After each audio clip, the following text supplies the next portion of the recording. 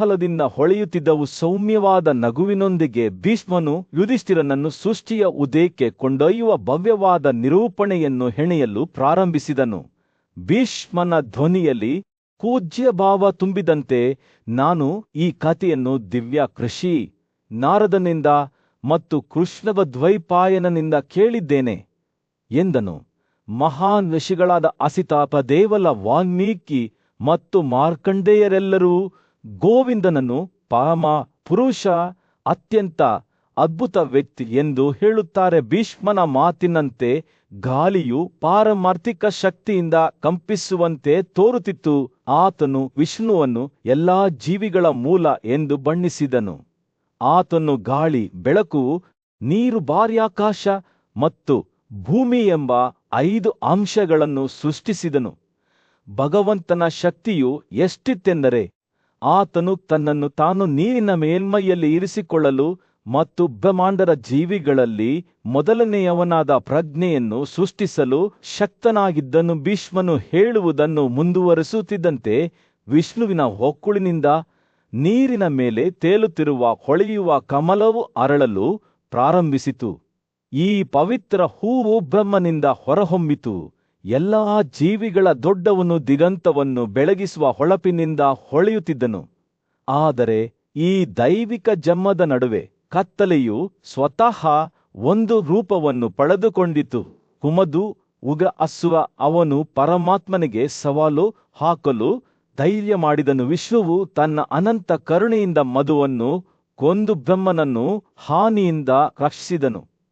ದೇವರುಗಳು, ದಾನವರು ಮತ್ತು ಮನುಷ್ಯರೆಲ್ಲರೂ ವಿಷ್ಣುವನ್ನು ಮಧುವಿನ ವಧೆಗಾರನಾದ ಮಧುಸೂದನ ಎಂದು ಹೊಗಳಿದರು.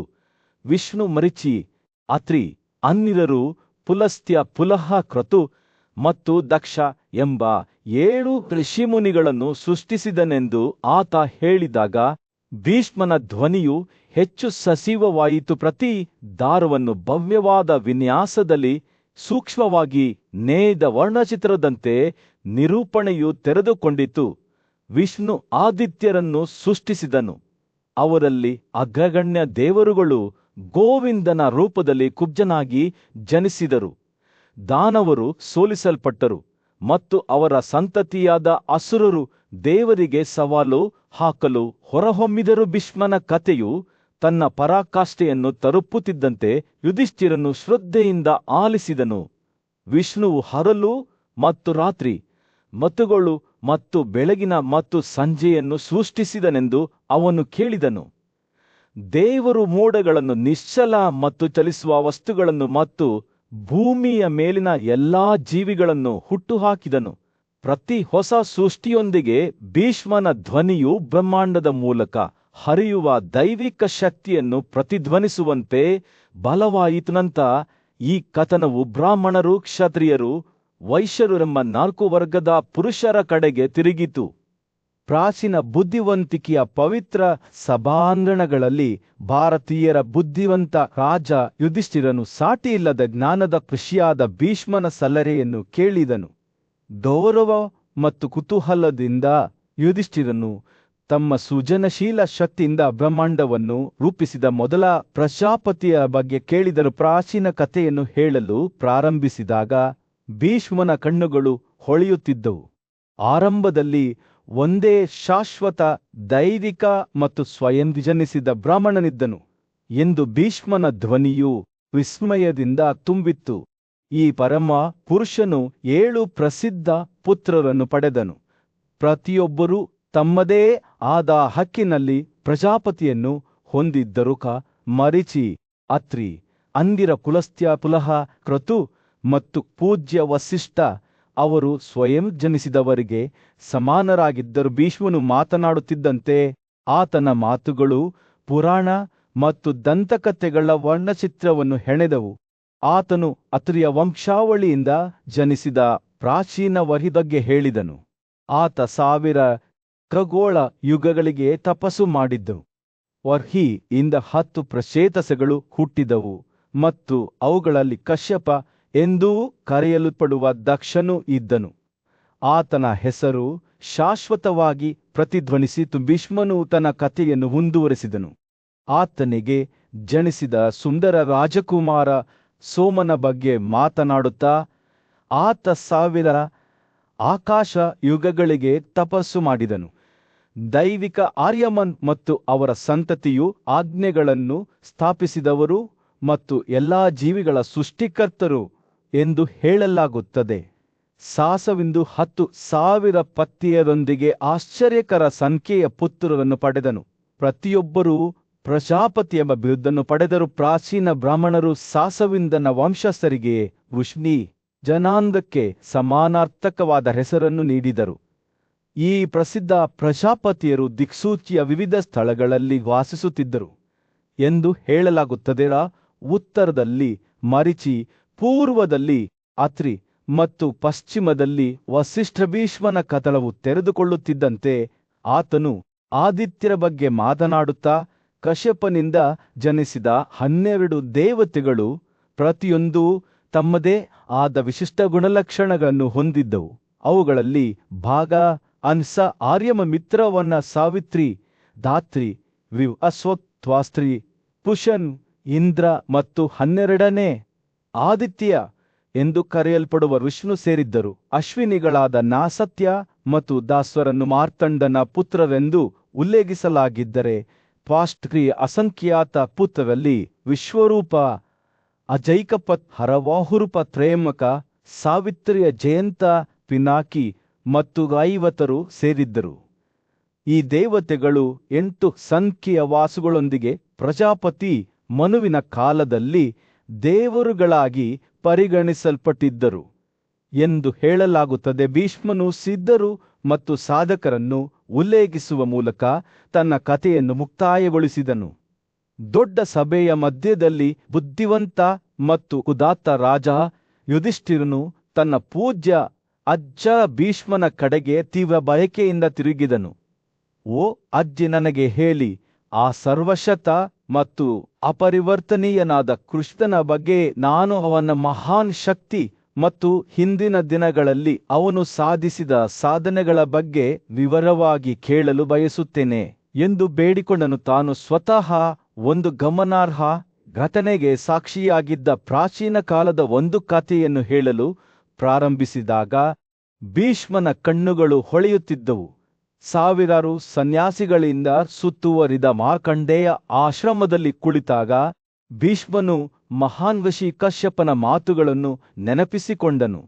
ನಾನು ಈ ಅದ್ಭುತವಾದ ವೃತ್ತಾಂತವನ್ನು ವಿವರಿಸುವಾಗ ಹತ್ತಿರದಿಂದ ಆಲಿಸಿ ಎಂದು ಅವನು ಹೇಳಿದನು. ಆ ದೂರದ ದಿನಗಳಲ್ಲಿ ಕೋಪ ಮತ್ತು ದುರಾಸೆಯಿಂದ ಉತ್ತೇಜಿತರಾದ ದಾನವರು ದೇವರ ಸಮೃದ್ಧಿಯ ಬಗ್ಗೆ ಅಸೂಯೆ ಹೊಂದಿದ್ದರು. 100 ಸಂಖ್ಯೆಯಲ್ಲಿದ್ದ ಪ್ರಬಲ ಅಸುರರು ಮತ್ತು ಅಸಂಖ್ಯಾತ ಇತರ ದಾನವರು ಒಗ್ಗೂಡಿ ಆಕಾಶವನ್ನು ವಶಪಡಿಸಿಕೊಂಡರು. ಭೂಮಿಯು ಹತಾಶೆಯಲ್ಲಿ ಮುಳುಗುತ್ತಿರುವಂತೆ ಕಾಣುತ್ತಿದ್ದ ದೇವತೆಗಳು ಮತ್ತು ಋಷಿಗಳು ಭಯಭೀತರಾಗಿ ಓಡಿ ಹೋದರು. ಭಯಭೀತರಾದ ಆದಿತ್ಯರು ಮಾರ್ಗದರ್ಶನ ಕೋರಿ ಬ್ರಹ್ಮನ ಬಳಿಗೆ ಬಂದರು. ದಾನವರ ಈ ದಬ್ಬಾಳಿಕೆಯನ್ನು ನಾವು ಹೇಗೆ ತಾಳಿಕೊಳ್ಳಬೇಕು ಎಂದು ಅವರು ಕೇಳಿದರು. ಬ್ರಹ್ಮನು ಏನು ಮಾಡಬೇಕೆಂದು ನಾನು ಆದೇಶಿಸಿದ್ದೇನೆ. ಆ ಪರಮ ದೇವತೆಯಾದ ವಿಷ್ಣು ಹಂದಿಯ ರೂಪವನ್ನು ಪಡೆದುಕೊಂಡಿದ್ದಾನೆ ಮತ್ತು ನಮ್ಮ ಶತ್ರುಗಳನ್ನು ಸೋರಿಸುತ್ತಾನೆ ಎಂದು ಉತ್ತರಿಸಿದನು. ಭೀಷ್ಮನ ಮಾತುಗಳು ಯುಧಿಷ್ಠಿರನ ಮನಸ್ಸಿನಲ್ಲಿ ಎದ್ದು ಕಾಣುವ ಚಿತ್ರಣಗಳನ್ನು ಸೃಷ್ಟಿಸಿದವು. ಆ ದೃಶ್ಯವು ನಾಟಕದಂತೆ ತೆರೆದುಕೊಂಡಿತು. ದೈತ್ಯ ಹಂದಿಯ ರೂಪದಲ್ಲಿ ಸುತ್ತುವರಿದ ವಿಷ್ಣು ಪಾತಾಳ ಪ್ರದೇಶಗಳಿಗೆ ಧಾವಿಸಿ ದಾನವರನ್ನು ಎದುರಿಸಲು ಸಿದ್ಧನಾದನು. ಕಾಲದಿಂದ ಒಗ್ಗೂಡಿದ ಮತ್ತು ಉತ್ತೇಜಿಸಲ್ಪಟ್ಟ ಸಾವಿರಾರು ದೈತ್ಯರು ಆತನ ವಿರುದ್ಧ ಧಾವಿಸಿದರು. ಆದರೆ ಅವರ ಶಕ್ತಿಯು ಹಂದಿಯ ಅಜೇಯ ಶಕ್ತಿಗೆ ಸರಿಸಾಟಿಯಾಗಲಿಲ್ಲ. ದಾನವರು ಹಂದಿಯನ್ನು ಎಲ್ಲಾ ಕಡೆಯಿಂದ ಎಳೆಯಲು ಪ್ರಯತ್ನಿಸಿದಾಗ ಯುದ್ಧವು ಉಲ್ಬಣಗೊಂಡಿತು. ಆದಾಗ್ಯೂ ಅವರು ಯಾವುದೇ ಪರಿಣಾಮ ಬೀರಲು ವಿಫಲರಾದರು ಮತ್ತು ಅವರ ಕೊನೆಯ ಗಂಟೆಯು ಬಂದಿದೆ ಎಂದು ಅವರು ಅರಿತುಕೊಂಡಾಗ ಅವರ ಆಶ್ಚರ್ಯವು ಭಯಕ್ಕೆ ತಿರುಗಿತು. ಯೋಗದ ಸ್ಥಿತಿಯನ್ನು ಪ್ರವೇಶಿಸಿದ ಪರಮ ದೇವರು ಬ್ರಹ್ಮಾಂಡದ ಅಡಿಪಾಯವನ್ನು ಅಲುಗಾಡಿಸಿದ ಪ್ರಚಂಡ ಗರ್ಜನೆಗಳನ್ನು ಉಚ್ಚರಿಸಲು ಪ್ರಾರಂಭಿಸಿದನು. ಆ ಧ್ವನಿಯು ದಿಕ್ಸೂಚಿಯ ಎಲ್ಲಾ 10 ಬಿಂದುಗಳ ಮೂಲಕ ಪ್ರತಿಧ್ವನಿಸುತ್ತಿದ್ದಂತೆ ಇಂದ್ರನನ್ನು ಒಳಗೊಂಡಂತೆ ದೇವರುಗಳು ಭಯದಿಂದ ನಡುಗಿದರು.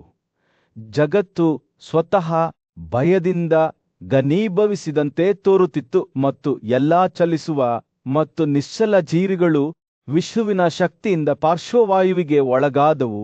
ದಾನವರು ಪ್ರಾಣ ಕಳೆದುಕೊಂಡರು. ಅವರ ದೇಹಗಳು ಹಂದಿಯ ಪ್ರಬಲ ಗೊರಸುಗಳಿಂದ ಛಿದ್ರಗೊಂಡವು. ಭೀಷ್ಮನು ತನ್ನ ಕಥೆಯನ್ನು ಮುಗಿಸಿದಾಗ ಯುಧಿಷ್ಠಿರನು ತನ್ನ ಮೇಲೆ ಪೂಜ್ಯಭಾವದ ಭಾವನೆಯನ್ನು ತುಂಬಿಕೊಂಡನು. ಪರಮದೇವನಾದ ಕೃಷ್ಣನು ಬೇರೆ ಯಾರೂ ಅಲ್ಲ, ಎಲ್ಲಾ ಜೀವಿಗಳ ಸೃಷ್ಟಿಕರ್ತ, ಎಲ್ಲಾ ಜೀವಿಗಳ ಆತ್ಮ ಮತ್ತು ಯೋಗದ ಒಡೆಯನೆಂದು ಅವನು ಅರಿತುಕೊಂಡನು. ದೇವರುಗಳ ಕೂಟವು ಇನ್ನೂ ಹಂದಿಯಿಂದ ನಡುಗುತ್ತಿತ್ತು. ಸೂರ್ಯನು ಹಸ್ತಿನಾಪುರ ರಾಜ್ಯದ ಮೇಲೆ ಮುಳುಗಲು ಪ್ರಾರಂಭಿಸಿದ್ದಷ್ಟೇ ಗಲಭೆಯ ಬೀದಿಗಳಲ್ಲಿ ಬೆಚ್ಚಗಿನ ಕಿತ್ತಳೆ ಬಣ್ಣದ ಹೊಳಪನ್ನು ಬೀರುತ್ತಿತ್ತು. ಪಾಂಡವ ಸಹೋದರರಲ್ಲಿ ಹಿರಿಯನಾದ ಯುಧಿಷ್ಠಿರನು ತನ್ನ ಬುದ್ಧಿವಂತ ಮಾರ್ಗದರ್ಶಕನಾದ ಭೀಷ್ಮನೊಂದಿಗೆ ಆಳವಾದ ಚಿಂತನೆಯಲ್ಲಿ ಕುಳಿತಿದ್ದನು. ಅಂತಿಮ ವಿಮೋಚನೆಯ ರಹಸ್ಯಗಳನ್ನು ತನಗೆ ಬಹಿರಂಗಪಡಿಸುವಂತೆ ಭೀಷ್ಮನನ್ನು ಕೇಳಿದಾಗ ರಾಜಕುಮಾರನ ಕಣ್ಣುಗಳು ಜ್ಞಾನದ ಅದಮ್ಯ ದಾಹದಿಂದ ಹೊಳೆಯುತ್ತಿದ್ದವು. ಸೌಮ್ಯವಾದ ನಗುವಿನೊಂದಿಗೆ ಭೀಷ್ಮನು ಯುಧಿಷ್ಠಿರನನ್ನು ಯುಗಯುಗಗಳ ಪ್ರಯಾಣಕ್ಕೆ ಕರೆದೊಯ್ಯುವ ಕಥೆಯನ್ನು ಹೆಣೆಯಲು ಪ್ರಾರಂಭಿಸಿದನು. ಅವನು ಅಪಾರವಾದ ಬುದ್ಧಿವಂತಿಕೆ ಮತ್ತು ಶಕ್ತಿಯ ಕಷಿ ತನ್ನ ಜ್ಞಾನವನ್ನು ತನ್ನ ನಿಷ್ಠಾವಂತ ಶಿಷ್ಯನಿಗೆ ನೀಡಿದ ಮಹಾನುಷಿಯ ಬಗ್ಗೆ ಮಾತನಾಡಿದರು. ಋಷಿಯ ಮಾತುಗಳು ಹಿಮಾಲಯದ ಆರದಿಂದ ಹರಿಯುವ ನದಿಯಂತೆ ಬ್ರಹ್ಮಾಂಡದ ರಹಸ್ಯಗಳನ್ನು ಹೊತ್ತೊಯ್ಯುತ್ತಿದ್ದವು. ಅಸ್ತಿತ್ವದ ರಹಸ್ಯಗಳನ್ನು ಗ್ರಹಿಸಲು ಉತ್ಸುಕನಾಗಿದ್ದ ಶಿಷ್ಯನು ತನ್ನ ಗುರುವನ್ನು ಕೇಳಿದನು, ನಾನು ಎಲ್ಲಿಂದ ಬಂದಿದ್ದೇನೆ ಮತ್ತು ನೀವು ಎಲ್ಲಿಂದ ಬಂದಿದ್ದೀರಿ? ನಮ್ಮ ಜೀವನವನ್ನು ನಿಯಂತ್ರಿಸುವ ಅಂತಿಮ ಸತ್ಯ ಯಾವುದು? ಋಷಿಯ ಪ್ರತಿಕ್ರಿಯೆಯು ಬೇಸಿಗೆಯ ದಿನದಂದು ಸೌಮ್ಯವಾದ ಗಾಳಿಯಂತೆ ಹಿತವಾದ ಮತ್ತು ಶಾಂತವಾಗಿತ್ತು. ಅವನು ಎಲ್ಲಾ ವಸ್ತುಗಳ ಮೂಲ, ಬ್ರಹ್ಮಾಂಡದ ಸೃಷ್ಟಿಕರ್ತ ಮತ್ತು ವಿಧ್ವಂಸಕನಾಗಿದ್ದ ಸರ್ವೋನ್ನತ ವ್ಯಕ್ತಿಯಾದ ವಾಸುದೇವನ ಬಗ್ಗೆ ಮಾತನಾಡಿದರು. ಭೀಷ್ಮನು ತನ್ನ ಕಥೆಯನ್ನು ಮುಂದುವರೆಸುತ್ತಿದ್ದಂತೆ ಯುಧಿಷ್ಠಿರನ ಕಣ್ಣುಗಳು ಆಶ್ಚರ್ಯದಿಂದ ವಿಶಾಲವಾದವು. ನಾರಾಯಣ ಎಂದು ಕರೆಯಲ್ಪಡುವ ವಾಸುದೇವನು ವೃಷ್ಣಿ ಕುಲದಲ್ಲಿ ಹೇಗೆ ಜನಿಸಿದನು ಮತ್ತು ಅವನು ಹೇಗೆ ಆರಂಭ ಅಥವಾ ಅಂತ್ಯವಿಲ್ಲದ ಕಾಲಚಕ್ರವಾಗಿದ್ದನು ಎಂಬುದನ್ನು ಋಷಿ ವಿವರಿಸಿದ್ದಾನೆ. ಅವನು ಅವಿನಾಭಾವ, ಅಪ್ರಕಟ, ಅಮರ ಬ್ರಹ್ಮ ಮತ್ತು ಅಪರಿವರ್ತನೀಯ ಎಂದು ಋಷಿ ಘೋಷಿಸಿದರು. ಭೀಷ್ಮನ ಮಾತುಗಳು ಕಮಲದ ಹೂವಿನಂತೆ ತೆರೆದುಕೊಳ್ಳುವ ಬ್ರಹ್ಮಾಂಡದ ಒಂದು ಎದ್ದು ಕಾಣುವ ಚಿತ್ರಣವನ್ನು ಚಿತ್ರಿಸಿದವು. ಅದರ ಕೇಂದ್ರದಲ್ಲಿ ವಾಸುದೇವನು ಇದ್ದನು.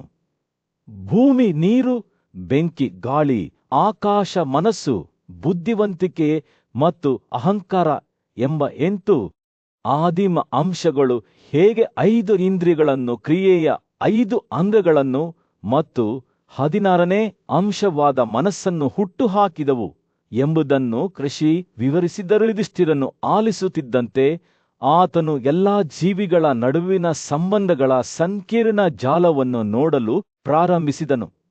ಚಿಕ್ಕ ಕೀಟದಿಂದ ಹಿಡಿದು ಅತ್ಯಂತ ಶಕ್ತಿಶಾಲಿ ಪರ್ವತದವರೆಗಿನ ಪ್ರತಿಯೊಂದು ಜೀವಿಯು ಅವುಗಳೊಳಗೆ ವಾಸಿಸುತ್ತಿದ್ದ ವಾಸುದೇವನಿಗೆ ಹೇಗೆ ಸಂಬಂಧಿಸಿದೆ ಎಂಬುದನ್ನು ಋಷಿಯ ಮಾತುಗಳು ಬಹಿರಂಗಪಡಿಸಿದವು. 5 ಇಂದ್ರಿಯಗಳು, ಕ್ರಿಯೆಯ 5 ಅಂಗಗಳು ಮತ್ತು ಮನಸ್ಸು ಅಸ್ತಿತ್ವದ 9 ಬಾಗಿಲುಗಳ ಬಗ್ಗೆ ಮಾತನಾಡುವಾಗ ಭೀಷ್ಮನ ಕಥೆಯು ಪೂರ್ಣ ವಲಯಕ್ಕೆ ಬಂದಿತು. ಈ ಅಸ್ತಿತ್ವಗಳು, ಅವರು ಹೇಳಿದರು, ಪ್ರಕೃತಿಯ ಮೇಲಿರುವ ಸರ್ವೋಚ್ಚ ದೈವತ್ವದ ಮೇಲೆ ನಿಂತಿವೆ ಮತ್ತು ಅದು ಕ್ರಿಯೆಗೆ ಯಾವುದೇ ಒಲವು ಹೊಂದಿಲ್ಲ. ಆದ್ದರಿಂದ ಯುಧಿಷ್ಠಿರನ ಜ್ಞಾನದ ಬಾಯಾರಿಕೆ ತಣಿಯಿತು.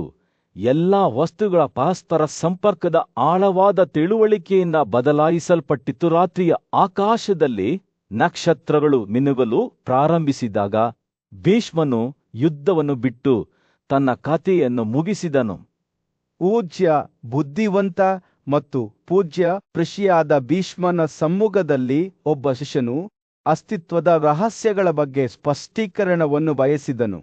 ಸ್ಥಿರ ಮತ್ತು ಚಲನಶೀಲವಾದ ಎಲ್ಲಾ ಜೀವಿಗಳು ಅಪ್ರಕಟಿತ ಮೂಲದಿಂದ ಹುಟ್ಟುತ್ತವೆ ಮತ್ತು ಮರಣದಲ್ಲಿ ಅದರತ್ತ ಮರಳುತ್ತವೆ ಎಂದು ಭೀಷ್ಮನು ವಿವರಿಸಲು ಪ್ರಾರಂಭಿಸಿದನು. ಈ ಅಪ್ರಕಟವಾದ ಸತ್ವವು ಇನ್ನೂ ಸ್ಪಷ್ಟವಾಗದ ಗುಣಲಕ್ಷಣಗಳನ್ನು ಹೊಂದಿರುವ ಆತ್ಮವಾಗಿದೆ. ಅವರು ಮಾತನಾಡುವಾಗ ಭೀಷ್ಮರು ಈ ಪರಿಕಲ್ಪನೆಯನ್ನು ವಿವರಿಸಲು ಒಂದು ಗಮನಾರ್ಹವಾದ ಸಾದೃಶ್ಯವನ್ನು ಬಳಸಿದರು.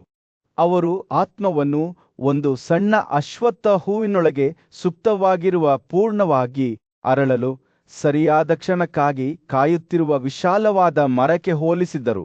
ಅದೇ ರೀತಿ ಆತ್ಮದ ಅಪ್ರಕಟಿತ ಶಕ್ತಿಗಳು ನೈಸರ್ಗಿಕ ಪ್ರವೃತ್ತಿಗಳಿಂದ ಹುಟ್ಟಿದ ಪ್ರವೃತ್ತಿಗಳು ಮತ್ತು ಪ್ರವೃತ್ತಿಗಳಿಂದ ಪ್ರೇರೇಪಿಸಲ್ಪಟ್ಟಾಗ ಜನನ ಮತ್ತು ಪುನರ್ಜನ್ಮ ಸಂಭವಿಸುತ್ತದೆ. ಭೀಷ್ಮನು ಈ ಪ್ರವೃತ್ತಿಯನ್ನು ಮತ್ತು ಆಸ್ತಿಯನ್ನು ಅಯಸ್ಕಾಂತದ ಕಡೆಗೆ ಎಳೆಯಲಾದ ಕಬ್ಬಿಣದ ತುಂಡುಗಳಂತೆ ಹೊಸ ಜೀವನದಲ್ಲಿ ಆತ್ಮದ ಕಡೆಗೆ ಹೇಗೆ ಚಲಿಸುತ್ತಾನೆ ಎಂಬುದನ್ನು ವಿವರಿಸುವುದನ್ನು ಮುಂದುವರೆಸಿದಾಗ ಶಿಷ್ಯನ ಕಣ್ಣುಗಳು ಅಗಲವಾದವು. ಮರುಜನ್ಮವಾದಾಗ ಅವರು ಆತ್ಮದೊಂದಿಗೆ ಒಗ್ಗೂಡಿದಂತೆಯೇ ಬ್ರಹ್ಮನ ಕಡೆಗೆ ಅವರ ದೃಷ್ಟಿಯನ್ನು ಹೊಂದಿರುವ ಇತರ ಪ್ರವೃತ್ತಿಗಳು ಮತ್ತು ಆಕಾಂಕ್ಷೆಗಳು ಸಹ ಅಸ್ತಿತ್ವಕ್ಕೆ ಬಂದು ಅದರೊಂದಿಗೆ ಒಗ್ಗೂಡುತ್ತವೆ. ಭೀಷ್ಮನ ಮಾತುಗಳು ಎಲ್ಲಾ ಅಸ್ತಿತ್ವದ ಪರಸ್ಪರ ಸಂಪರ್ಕದ ಎದ್ದು ಕಾಣುವ ಚಿತ್ರಣವನ್ನು ನೀಡುತ್ತವೆ. ಆತನು ವಿವರಿಸಿದಂತೆ ಭೂಮಿಯೋ ಆಕಾಶವಾಗಲಿ ಸ್ವರ್ಗವಾಗಲಿ ವಸ್ತುಗಳೇ ಆಗಲಿ ಪ್ರಾಣಿಯ ಉಸಿರಾಗಲಿ ಸದ್ಗುಣಗಳಾಗಲಿ ದುರ್ಗುಣಗಳಾಗಲಿ ಎಲ್ಲಾ ಸೃಷ್ಟಿಯ ಏಕೈಕ ಮೂಲವಾದ ಚಿತ್ರಸೋಗಿಂತ ಮೊದಲು ಅಸ್ತಿತ್ವದಲ್ಲಿರಲಿಲ್ಲ.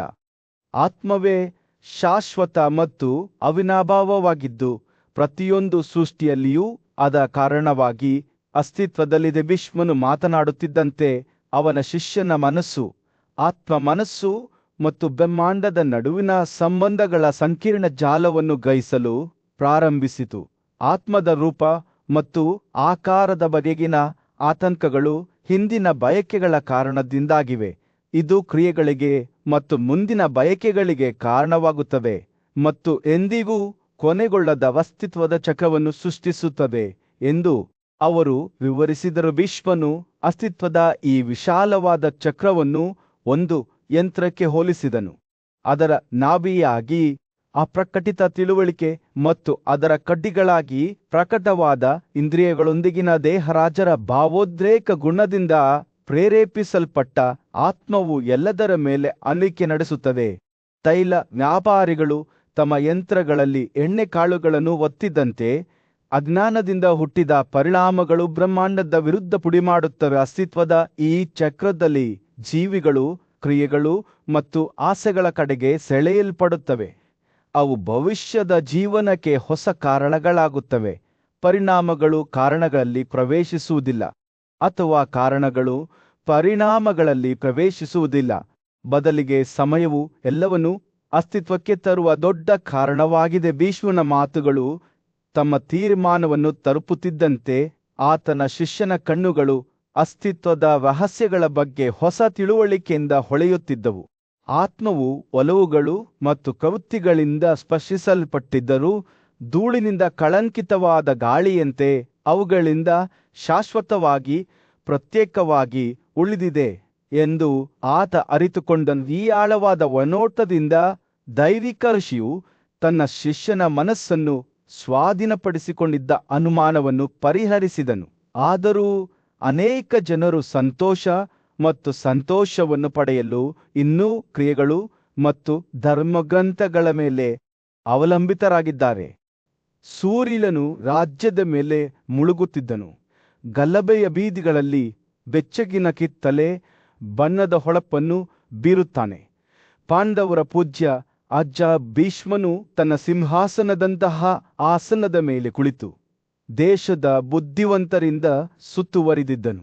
ಅವನು ಸೌಮ್ಯವಾದ ಧ್ವನಿಯಲ್ಲಿ ಮಾತನಾಡಲು ಪ್ರಾರಂಭಿಸಿದನು. ನನ್ನ ಪ್ರಿಯ ಸ್ನೇಹಿತರೆ, ಕ್ರಿಯೆಗಳ ಅಭ್ಯಾಸಕ್ಕೆ ಸಮರ್ಪಿತರಾದವರು ಅವರನ್ನು ಹೆಚ್ಚಿನ ಗೌರವದಲ್ಲಿಟ್ಟುಕೊಂಡಿರುವುದನ್ನು ನಾನು ಆಗಾಗ್ಗೆ ಗಮನಿಸಿದ್ದೇನೆ. ಆದರೆ ಜ್ಞಾನದ ಅನ್ವೇಷಣೆಗೆ ಸಮರ್ಪಿತರಾದವರು ಸತ್ಯವನ್ನು ಹೊರತುಪಡಿಸಿ ಬೇರೇನನ್ನೂ ನೋಡುವುದಿಲ್ಲ. ಭೀಷ್ಮನ ಕಣ್ಣುಗಳು ಬುದ್ಧಿವಂತಿಕೆಯಿಂದ ಮಿನುಗುತ್ತಿದ್ದವು. ವೇದಗಳೊಂದಿಗೆ ಸಂಪೂರ್ಣವಾಗಿ ಪರಿಚಿತರಾಗಿರುವ ಮತ್ತು ಅವರ ಬೋಧನೆಗಳ ಮೇಲೆ ಮಾತ್ರ ಅವಲಂಬಿತರಾಗಿರುವ ವ್ಯಕ್ತಿಗಳು ಕಂಡುಬರುವುದು ನಿಜಕ್ಕೂ ಅಪರೂಪ. ದೊಡ್ಡ ಬುದ್ಧಿವಂತಿಕೆಯನ್ನು ಹೊಂದಿರುವವರು ಸಾಮಾನ್ಯವಾಗಿ ಕ್ರಿಯೆಗಳಿಂದ ದೂರವಿರುವ ಮಾರ್ಗವನ್ನು ಬಯಸುತ್ತಾರೆ, ಏಕೆಂದರೆ ಅದು ಅವರನ್ನು ಸ್ವರ್ಗಕ್ಕೆ ಮತ್ತು ಅಂತಿಮವಾಗಿ ವಿಮೋಚನೆಗೆ ಹತ್ತಿರವಾಗಿಸುತ್ತದೆ. ಅವನು ಮಾತನಾಡುತ್ತಿರುವಾಗ ಯುಧಿಷ್ಠಿರನೆಂಬ ಯುವ ರಾಜಕುಮಾರನು ತನ್ನ ಬುದ್ಧಿವಂತ ಅಜ್ಜನಿಂದ ಕಲಿಯಲು ಉತ್ಸುಕನಾಗಿ ಭೀಷ್ಮನ ಬಳಿಗೆ ಬಂದನು. ಓ ಪೂಜ್ಯ ಅಜ್ಜ, ಯುಧಿಷ್ಠಿರನು ನನಗೆ ಕೃತ್ಯಗಳಿಂದ ದೂರವಿರುವ ಮಾರ್ಗದ ಬಗ್ಗೆ ಅನೇಕ ಅನುಮಾನಗಳಿವೆ. ವಿಮೋಚನೆಯನ್ನು ಬಯಸುವವರು ಯಾವ ದೋಷಗಳನ್ನು ತ್ಯಜಿಸುತ್ತಾರೆ, ಯಾವ ದೋಷಗಳು ದುರ್ಬಲಗೊಳ್ಳುತ್ತವೆ ಮತ್ತು ಯಾವ ದೋಷಗಳು ಪದೇ ಪದೇ ಪುನರಾವರ್ತನೆಯಾಗುತ್ತವೆ ಎಂದು ಕೇಳಿದನು. ಯುಧಿಷ್ಠಿರನ ಕುತೂಹಲವನ್ನು ನೋಡಿ ಭೀಷ್ಮನು ದಯೆಯಿಂದ ಮುಗುಳ್ನಕ್ಕೂ ವಿವರಿಸಲು ಪ್ರಾರಂಭಿಸಿದನು. ಶುದ್ಧ ಆತ್ಮವನ್ನು ಹೊಂದಿರುವ ವ್ಯಕ್ತಿಯು ಆತ್ಮ ಪ್ರತಿಬಿಂಬದ ಪ್ರಕ್ರಿಯೆಯ ಮೂಲಕ ಅವರ ಎಲ್ಲಾ ದೋಷಗಳನ್ನು ಅವುಗಳ ಬೇರುಗಳಿಂದ ಹೊರತೆಗೆಯಬಹುದು.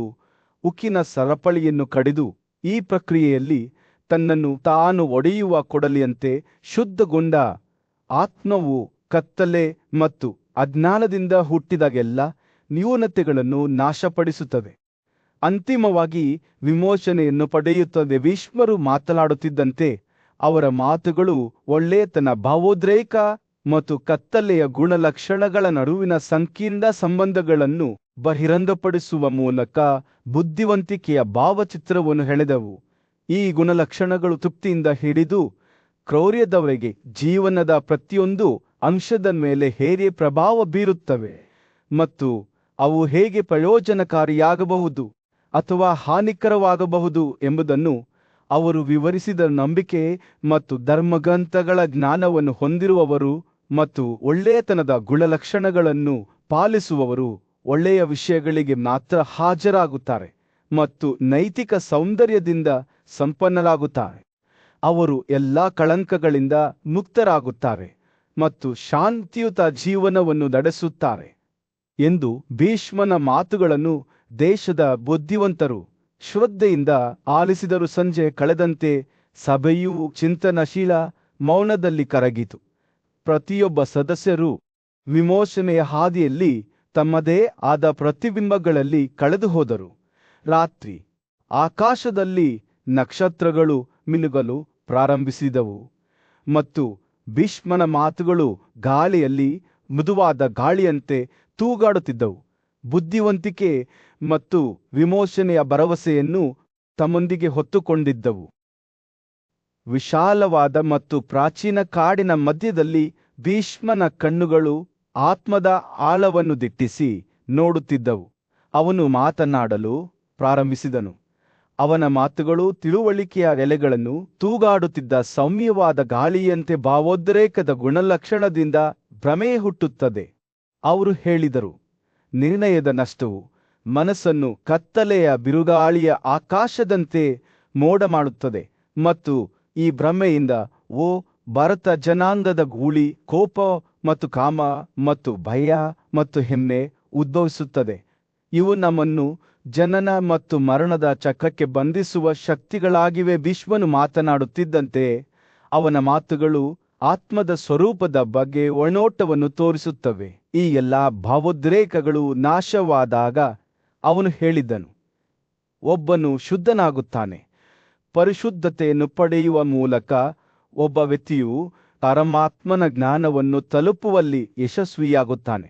ಅದು ಪ್ರಕಾಶಮಾನವಾಗಿ ಹೊಳೆಯುತ್ತದೆ, ಕ್ಷೀಣಿಸಲು ಅಸಮರ್ಥವಾಗಿದೆ, ಬದಲಾವಣೆಯಿಲ್ಲದೆ ಎಲ್ಲದರಲ್ಲೂ ವ್ಯಾಪಿಸಿದೆ. ಭೀಷ್ಮನ ಮಾತುಗಳು ಜನ ಮತ್ತು ಮರಣದ ಚಕ್ರಗಳ ಮೂಲಕ ಆತ್ಮದ ಪ್ರಯಾಣದ ಒಂದು ಎದ್ದು ಕಾಣುವ ಚಿತ್ರಣವನ್ನು ಚಿತ್ರಿಸುತ್ತವೆ. ಆತನ ಮಾಯೆಯಲ್ಲಿ ಹೂಡಿಕೆಯಾದವರು ಅವರು ಹೇಳಿದರು, ಜನರು ಜ್ಞಾನದಿಂದ ದೂರವಾಗುತ್ತಾರೆ ಮತ್ತು ಬುದ್ಧಿಹೀನರಾಗುತ್ತಾರೆ ಮತ್ತು ಅವರ ಜ್ಞಾನವು ಕತ್ತಲೆಯಾದ ಪರಿಣಾಮವಾಗಿ ಕೋಪಕ್ಕೆ ಒಳಗಾಗುತ್ತಾರೆ ಮತ್ತು ಈ ಕೋಪದಿಂದ ಎಲ್ಲಾ ರೀತಿಯ ದುರ್ಗುಣಗಳು ಹೊಳಹೊಮ್ಮಿದವು. ಆ ಬಯಕೆ, ಕಾಮ, ಭ್ರಮೆ, ಅಹಂಕಾರ ಮತ್ತು ಸ್ವಾರ್ಥಿ ದುಗುಣಗಳು ಸಿಕ್ಕಿಬಿದ್ದ ಜಾಲದಂತೆ ಆತ್ಮವನ್ನು ಅದರ ಅನೇಕ ರೂಪಗಳಲ್ಲಿ ಸಿಕ್ಕಿ ಹಾಕಿಕೊಂಡವು. ಅಂತಹ ಸ್ವಾರ್ಥದಿಂದ ವಿವಿಧ ರೀತಿಯ ಕ್ರಿಯೆಗಳು ನಡೆಯುತ್ತವೆ ಎಂದು ಭೀಷ್ಮ ಹೇಳಿದರು, ಮತ್ತು ಆ ಕ್ರಿಯೆಗಳಿಂದ ವಿವಿಧ ರೀತಿಯ ವಾತ್ಸಲ್ಯದ ಬಂಧಗಳು ಹುಟ್ಟುತ್ತವೆ. ಆದರೆ ಈ ಬಂಧಗಳು ದುರ್ಬಲವಾದ ಎಳೆಗಳಂತೆ ಸುಲಭವಾಗಿ ಮುರಿದು ಹೋಗಿ ದುಃಖ ಮತ್ತು ದುಃಖಕ್ಕೆ ಕಾರಣವಾಗುತ್ತಿದ್ದವು. ಹೀಗೆ ಈ ಚಕ್ರವು ಮುಂದುವರಿಯಿತು. ಜನನ ಮತ್ತು ಮರಣ, ಪುನರ್ಜನ್ಮ ಮತ್ತು ನೋವು. ಆದರೂ ಈ ಪ್ರಕ್ಷುಬ್ಧತೆಯ ನಡುವೆಯೂ ಭೀಷ್ಮನಿಗೆ ಭರವಸೆಯ ಮಿನುಗುವಿಕೆಯೊಂದು ಕಾಣಿಸಿತು. ಆತ್ಮವು ಆ ದುಷ್ಟತನಗಳಿಂದ ಪಾರಾಗಲು ಪ್ರಯತ್ನಿಸುತ್ತದೆ ಎಂದು ಅವರು ಹೇಳಿದರು, ಮತ್ತು ಈ ಅನ್ವೇಷಣೆಯಲ್ಲಿಯೇ ಮಹಿಳೆಯರು ನಿರ್ಣಾಯಕ ಪಾತ್ರವನ್ನು ವಹಿಸುತ್ತಾರೆ. ಭೀಷ್ಮನ ಮಾತುಗಳು ತಿಳುವಳಿಕೆಯ ಎಲೆಗಳನ್ನು ಸುತ್ತುವ ಸೂಕ್ಷ್ಮ ಗಾಳಿಯಂತೆ ಇದ್ದವು.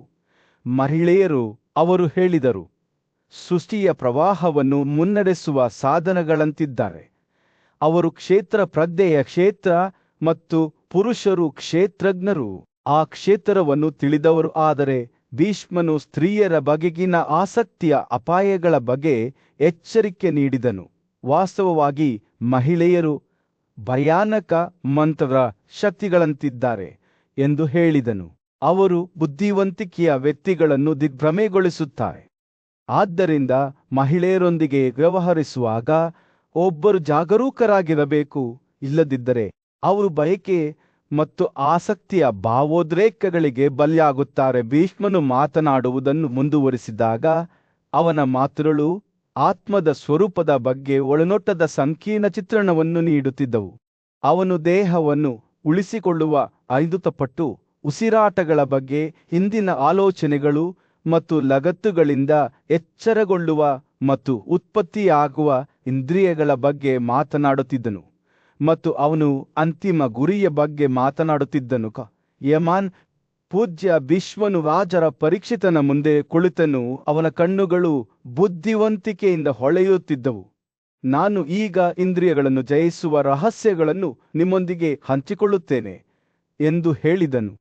ಈ ಜ್ಞಾನವನ್ನು ಪಡೆಯುವ ಮತ್ತು ಅದಕ್ಕೆ ಅನುಗುಣವಾಗಿ ಬದುಕುವ ವ್ಯಕ್ತಿಯು ಅತ್ಯುನ್ನತ ಮಟ್ಟವನ್ನು ತಲುಪುತ್ತಾನೆ. ಎಲ್ಲಾ ಜೀವಿಗಳಲ್ಲಿ ಮನುಷ್ಯನನ್ನು ಅತ್ಯಂತ ಶ್ರೇಷ್ಠ ಎಂದು ಪರಿಗಣಿಸಲಾಗುತ್ತದೆ ಎಂದು ಭೀಷ್ಮನು ವಿವರಿಸಲು ಪ್ರಾರಂಭಿಸಿದನು. ಮಾನವೀಯತೆಯೊಳಗೆ ಪುನರುತ್ಪಾದನೆಗೊಂಡವರು ತಮ್ಮ ಪ್ರಾಪಂಚಿಕ ಆಸೆಗಳನ್ನು ಮೀರಿದವರು ವಿಶೇಷ ಸ್ಥಾನವನ್ನು ಹೊಂದಿದ್ದಾರೆ, ಮತ್ತು ಈ ಪುನರುತ್ಪಾದನೆಗೊಂಡ ವ್ಯಕ್ತಿಗಳಲ್ಲಿ ವೇದಗಳನ್ನು ಅಧ್ಯಯನ ಮಾಡಿದವರನ್ನು ಸರ್ವಜ್ಞರು ಮತ್ತು ಎಲ್ಲವನ್ನೂ ನೋಡುವವರು ಎಂದು ಪೂಜಿಸಲಾಗುತ್ತದೆ. ಈ ಬ್ರಾಹ್ಮಣರು ಸ್ವತಃ ಬ್ರಹ್ಮನೊಂದಿಗೆ ಪರಿಚಿತರಾಗಿದ್ದಾರೆ. ಅವರು ಜ್ಞಾನದಿಂದ ಮಾರ್ಗದರ್ಶಿತರಾದ ಕುರುಡರಂತೆ, ಆದರೆ ಅದು ಇಲ್ಲದವರು ಜೀವನದ ಪ್ರಯಾಣದಲ್ಲಿ ಎಡವಿ ಬೀಳುತ್ತಾರೆ, ಅನೇಕ ಅಡೆತಡೆಗಳನ್ನು ಎದುರಿಸುತ್ತಾರೆ ಎಂದು ಭೀಷ್ಮ ಮುಂದುವರಿಸಿದರು. ಭೀಷ್ಮನು ನೀತಿವಂತರ ಗುಣಗಳನ್ನು ವಿವರಿಸಿದಂತೆ ರಾಜನು ಶ್ರದ್ಧೆಯಿಂದ ಆಲಿಸಿದನು. ಮಾತು, ದೇಹ ಮತ್ತು ಮನಸ್ಸಿನ ಶುದ್ಧತೆಯನ್ನು ಅಭ್ಯಾಸ ಮಾಡುವವರು ಕ್ಷಮೆ, ಸತ್ಯ ಮತ್ತು ಸ್ಥಿರತೆ ಮತ್ತು ಬುದ್ಧಿವಂತಿಕೆ, ಈ ಸದ್ಗುಣಶೀಲ ವ್ಯಕ್ತಿಗಳು ಪ್ರಾಪಂಚಿಕ ಕರ್ತವ್ಯಗಳು ಮತ್ತು ಆಧ್ಯಾತ್ಮಿಕ ಆಚರಣೆಗಳೆರಡನ್ನೂ ಪಾಲಿಸುತ್ತಾರೆ. ಭೀಷ್ಮನು ಘೋಷಿಸಿದನು, ಅತ್ಯಂತ ಶ್ರೇಷ್ಠ ಮಾರ್ಗವೆಂದರೆ ಬ್ರಹ್ಮಚರ್ಯ. 5 ಪ್ರಮುಖ ಉಸಿರಾಟಗಳಾದ ಮನಸ್ಸು, ತಿಳುವಳಿಕೆ, ಇಂದ್ರಿಯಗಳು ಮತ್ತು ಕ್ರಿಯೆಗಳೊಂದಿಗಿನ ಆಸಕ್ತಿಯಿಂದ ಮುಕ್ತವಾಗಿರುವ ಸ್ಥಿತಿ. ಇದು ಎಲ್ಲ ಗ್ರಹಿಕೆಗಳನ್ನು ಮೀರಿದ ಸ್ಥಿತಿಯಾಗಿದ್ದು ಮನಸ್ಸಿನ ಕ್ಷೇತ್ರದಲ್ಲಿ ಮಾತ್ರ ಅಸ್ತಿತ್ವದಲ್ಲಿ. ಈ ಸ್ಥಿತಿಯನ್ನು ಸಾಧಿಸಲು ಒಬ್ಬರು ಮೊದಲು ಬಳಕೆಯಿಂದ ಉದ್ಭವಿಸುವ ಭಾವೋದ್ರೇಕದ ಗುಣಮಟ್ಟವನ್ನು ನಿಗ್ರಹಿಸಬೇಕು. ಇದು ಮಹಿಳೆಯರೊಂದಿಗೆ ಸಂಪರ್ಕವನ್ನು ತಪ್ಪಿಸುವುದು, ಅವರ ಮೇಲೆ ಕಣ್ಣಿಡದಿರುವುದು ಮತ್ತು ಸ್ವಯಂ ನಿಯಂತ್ರಣವನ್ನು ಅಭ್ಯಾಸ ಮಾಡುವುದನ್ನು ಒಳಗೊಂಡಿರುತ್ತದೆ. ನಂತರ ಭೀಷ್ಮನು ಮಾನವ ದೇಹದ ಕಾರ್ಯಗಳನ್ನು ವಿವರಿಸಿದನು. ಅದನ್ನು ಪೋಷಿಸಲು ಪ್ರಮುಖ ರಸಗಳನ್ನು ಸಾರಿಸುವ ನಾಳಗಳನ್ನು ವಿವರಿಸಿದನು. ಅವರು ಈ ನಾಳಗಳನ್ನು ವಿಶಾಲವಾದ ಸಾಗರಕ್ಕೆ ಹರಿಯುವ ನದಿಗಳಿಗೆ ಹೋಲಿಸಿದರು. ಅವು ಹೇಗೆ ಜೀವನವನ್ನು ಉಳಿಸಿಕೊಳ್ಳುತ್ತವೆ ಎಂಬುದನ್ನು ವಿವರಿಸುತ್ತದೆ. ಮಹಾನ್ ಋಷಿ ಅತ್ರಿಯು ಆಹಾರ ಕಲ್ಪನೆ ಮತ್ತು ಬಯಕೆಯಿಂದ ಉದ್ಭವಿಸುವ ಪ್ರಮುಖ ಬೀಜದ ಪೀಳಿಗೆಯ ರಹಸ್ಯಗಳನ್ನು ಬಹಿರಂಗಪಡಿಸಿದ್ದನು. ಈ ಪ್ರಕ್ರಿಯೆಯನ್ನು ಅರ್ಥ ಮಾಡಿಕೊಳ್ಳುವವರು ಸಂಯಮದ ಮನೋಭಾವದ ಮನುಷ್ಯರೆಂದು ಹೇಳಲಾಗುತ್ತದೆ. ಅವರ ಪಾಪಗಳು ಜ್ಞಾನದಿಂದ ಸುಟ್ಟು ಹೋಗುತ್ತವೆ. ಅವರು ಪುನರ್ಜನ್ಮದಿಂದ ತಪ್ಪಿಸಿಕೊಳ್ಳುತ್ತಾರೆ, ಏಕೆಂದರೆ ಅವರ ಮನಸ್ಸುಗಳು ಬಯಕೆಯಿಂದ ಮುಕ್ತವಾಗಿವೆ, ಶಾಶ್ವತವಾಗಿವೆ ಮತ್ತು ಪ್ರಕಾಶಮಾನವಾಗಿವೆ. ದೇಹ ಮತ್ತು ಇಂದ್ರಿಯಗಳ ಬಂಧಗಳನ್ನು ಮೀರಿ ಪಾಪರಹಿತ ಜೀವನವನ್ನು ನಡೆಸುವ ಮಹತ್ವವನ್ನು ಒತ್ತಿ ಹೇಳುವ ಮೂಲಕ ಭೀಷ್ಮನು ತನ್ನ ಪ್ರವಚನವನ್ನು ಮುಕ್ತಾಯಗೊಳಿಸಿದನು. ಈ ಜ್ಞಾನದ ಮೂಲಕ ಒಬ್ಬರು ವಿಮೋಚನೆಯ ಅಮೃತವನ್ನು ಸವಿಯಬಹುದು ಎಂದು ಅವರು ಹೇಳಿದರು. ಪ್ರಶಾಂತವಾದ ಕಾಡಿನ ಹೊದಿಕೆಯಲ್ಲಿ ಭೀಷ್ಮನು ಚಿಂತನಶೀಲ ಮೌನದಲ್ಲಿ ಕುಳಿತಿದ್ದನು. ಅವನ ಕಣ್ಣುಗಳು ಹೊರಗಿನ ಜಗತ್ತನ್ನು ನೋಡುತ್ತಿದ್ದವು. ಅವನು ಮಾತನಾಡಲು ಪ್ರಾರಂಭಿಸಿದನು. ಅವನ ಧ್ವನಿಯು ಶಾಂತವಾದ ರಾಗದಂತೆ ಸೌಮ್ಯವಾದ ಗಾಳಿಯನ್ನು ಹೊತ್ತುಕೊಂಡಿತ್ತು. ಪ್ರಿಯ ಜೀವಿಗಳೇ, ನೀವೆಲ್ಲರೂ ಇಂದ್ರಿಯಗಳ ಕ್ಷಣಭಂಗುರ ಸುಖಗಳಿಗೆ ಆಸಕ್ತಿಯಿಂದ ಬದ್ಧರಾಗಿದ್ದೀರಿ. ಆದರೆ ಈ ಪ್ರಾಪಂಚಿಕ ಆಸೆಗಳನ್ನು ಮೀರಿದವರು ಅತ್ಯುನ್ನತ ಮಟ್ಟಕ್ಕೆ ತಲುಪಿ ಜೀವನದ ಪ್ರಕ್ಷುಬ್ಧತೆಯ ಮೂಲಕ ಅವರಿಗೆ ಮಾರ್ಗದರ್ಶನ ನೀಡುವ ಆಂತರಿಕ ಬೆಳಕಿನಿಂದ ಹೊಳೆಯುತ್ತಾರೆ ಎಂದು ಅವರು ಹೇಳಿದರು. ಭೀಷ್ಮರು ಮಾತನಾಡುತ್ತಿದ್ದಂತೆ ಅವರ ಮಾತುಗಳು ಬುದ್ಧಿವಂತಿಕೆಯ ಭಾವಚಿತ್ರವನ್ನು ನೇದವು. ನಮ್ಮ ಅಸ್ತಿತ್ವವು ನೋವುಗಳಿಂದ ತುಂಬಿದೆ ಎಂದು ನಮಗೆ ನೆನಪಿಸುತ್ತದೆ. ಜನನ ಮರಣ, ಕೊಳೆತ, ದುಃಖ, ರೋಗ ಮತ್ತು ಆತಂಕ. ಆದರೂ ಈ ಚಕ್ರದಿಂದ ವಿಮೋಚನೆ ಪಡೆಯುವುದು ನಮ್ಮ ಶಕ್ತಿಯೊಳಗೆ ಇದೆ ಎಂದು ಅವರು ಹೇಳಿದರು. ಸ್ವಾತಂತ್ರ್ಯವನ್ನು ಸಾಧಿಸಲು ಒಬ್ಬರು ಆಲೋಚನೆ, ಮಾತು ಮತ್ತು ಕಾರ್ಯಗಳಲ್ಲಿ ಶುದ್ಧತೆಯನ್ನು ಬೆಳೆಸಿಕೊಳ್ಳಬೇಕು. ಒಬ್ಬರು ಹೆಮ್ಮೆಯನ್ನು ತ್ಯಜಿಸಬೇಕು, ಸರಳವಾದ ಭಿಕ್ಷಾವೃತ್ತಿಯ ಜೀವನವನ್ನು ನಡೆಸಬೇಕು ಮತ್ತು ಪ್ರಾಪಂಚಿಕ ವಸ್ತುಗಳಿಗೆ ಅಂಟಿಕೊಳ್ಳದೆ ಸಂತೋಷವನ್ನು ಮುಂದುವರಿಸಬೇಕು ಎಂದು ಭೀಷ್ಮ ಮುಂದುವರಿಸಿದರು. ಭೀಷ್ಮನ ಮಾತುಗಳು ನಮ್ಮ ಆತ್ಮಗಳ ಒಣಗಿದ ಭೂಮಿಯನ್ನು ಪೋಷಿಸುವ ಸೌಮ್ಯವಾದ ಮಳೆ ಸುರಿಯಂತೆ ಇದ್ದವು. ಆತ ಸಹಾನುಭೂತಿಯ ಬಗ್ಗೆ ಮಾತನಾಡುತ್ತಾ ಅದು ಎರಡು ತುದಿಗಳ ಕತ್ತಿಯಾಗಿದೆ ಎಂದು ನಮಗೆ ನೆನಪಿಸಿದವು. ಅದು ನಮ್ಮನ್ನು ಇತರರಿಗೆ ಹತ್ತಿರ ತರುತ್ತದೆಯಾದರೂ ಅವರ ಯಾತನೆಯಲ್ಲಿ ನಮ್ಮನ್ನು ಸಿಕ್ಕಿ ಹಾಕಿಸಿಕೊಳ್ಳಬಹುದು. ನಾವು ಯಾವುದೇ ಒಳ್ಳೆಯ ಅಥವಾ ಕೆಟ್ಟದ್ದನ್ನು ಮಾಡಿದರೂ ನಾವು ಅದರ ಪರಿಣಾಮಗಳನ್ನು ಪಡೆಯುತ್ತೇವೆ.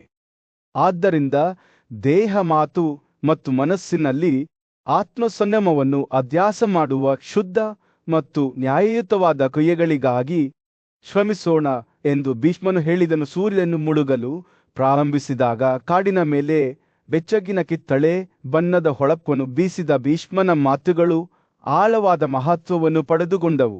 ಅವರು ಬೇರ್ಪಡುವಿಕೆಯನ್ನು ಬೆಳೆಸುವ ಮಹತ್ವವನ್ನು, ಪ್ರಾಪಂಚಿಕ ವಸ್ತುಗಳ ಬಗೆಗಿನ ನಮ್ಮ ಬಾಂಧವ್ಯವನ್ನು ಬಿಡುವುದರ ಬಗ್ಗೆ ಮಾತನಾಡಿದರು. ಬಳಕೆಯನ್ನು ಮೀರಿದವನು ಏಕಾಂತದಲ್ಲಿ ವಾಸಿಸುವವನು, ಸರಳ ಭಾವನೆಯೊಂದಿಗೆ ಸಂತೃಪ್ತನಾಗಿರುವವನು ಮತ್ತು ಆಧ್ಯಾತ್ಮಿಕ ಅಭ್ಯಾಸಗಳಿಗೆ ಬದ್ಧನಾಗಿರುವವನು. ಆ ವ್ಯಕ್ತಿಯು ಬೆವನಿಗೆ ಅಂತಿಮ ವಾಸ್ತವವನ್ನು ಸಾಧಿಸಿದ್ದಾನೆ ಎಂದು ಅವರು ಹೇಳಿದರು. ಭೀಷ್ಮನ ಮಾತುಗಳು ನಮ್ಮ ಮನಸ್ಸಿನ ಭೂದೃಶ್ಯದ ಮೂಲಕ ಸಲೀಸಾಗಿ ಹರಿಯುವ ಒಂದು ಸೌಮ್ಯವಾದ ಹೊಳೆಯಂತೆ ಇದ್ದವು.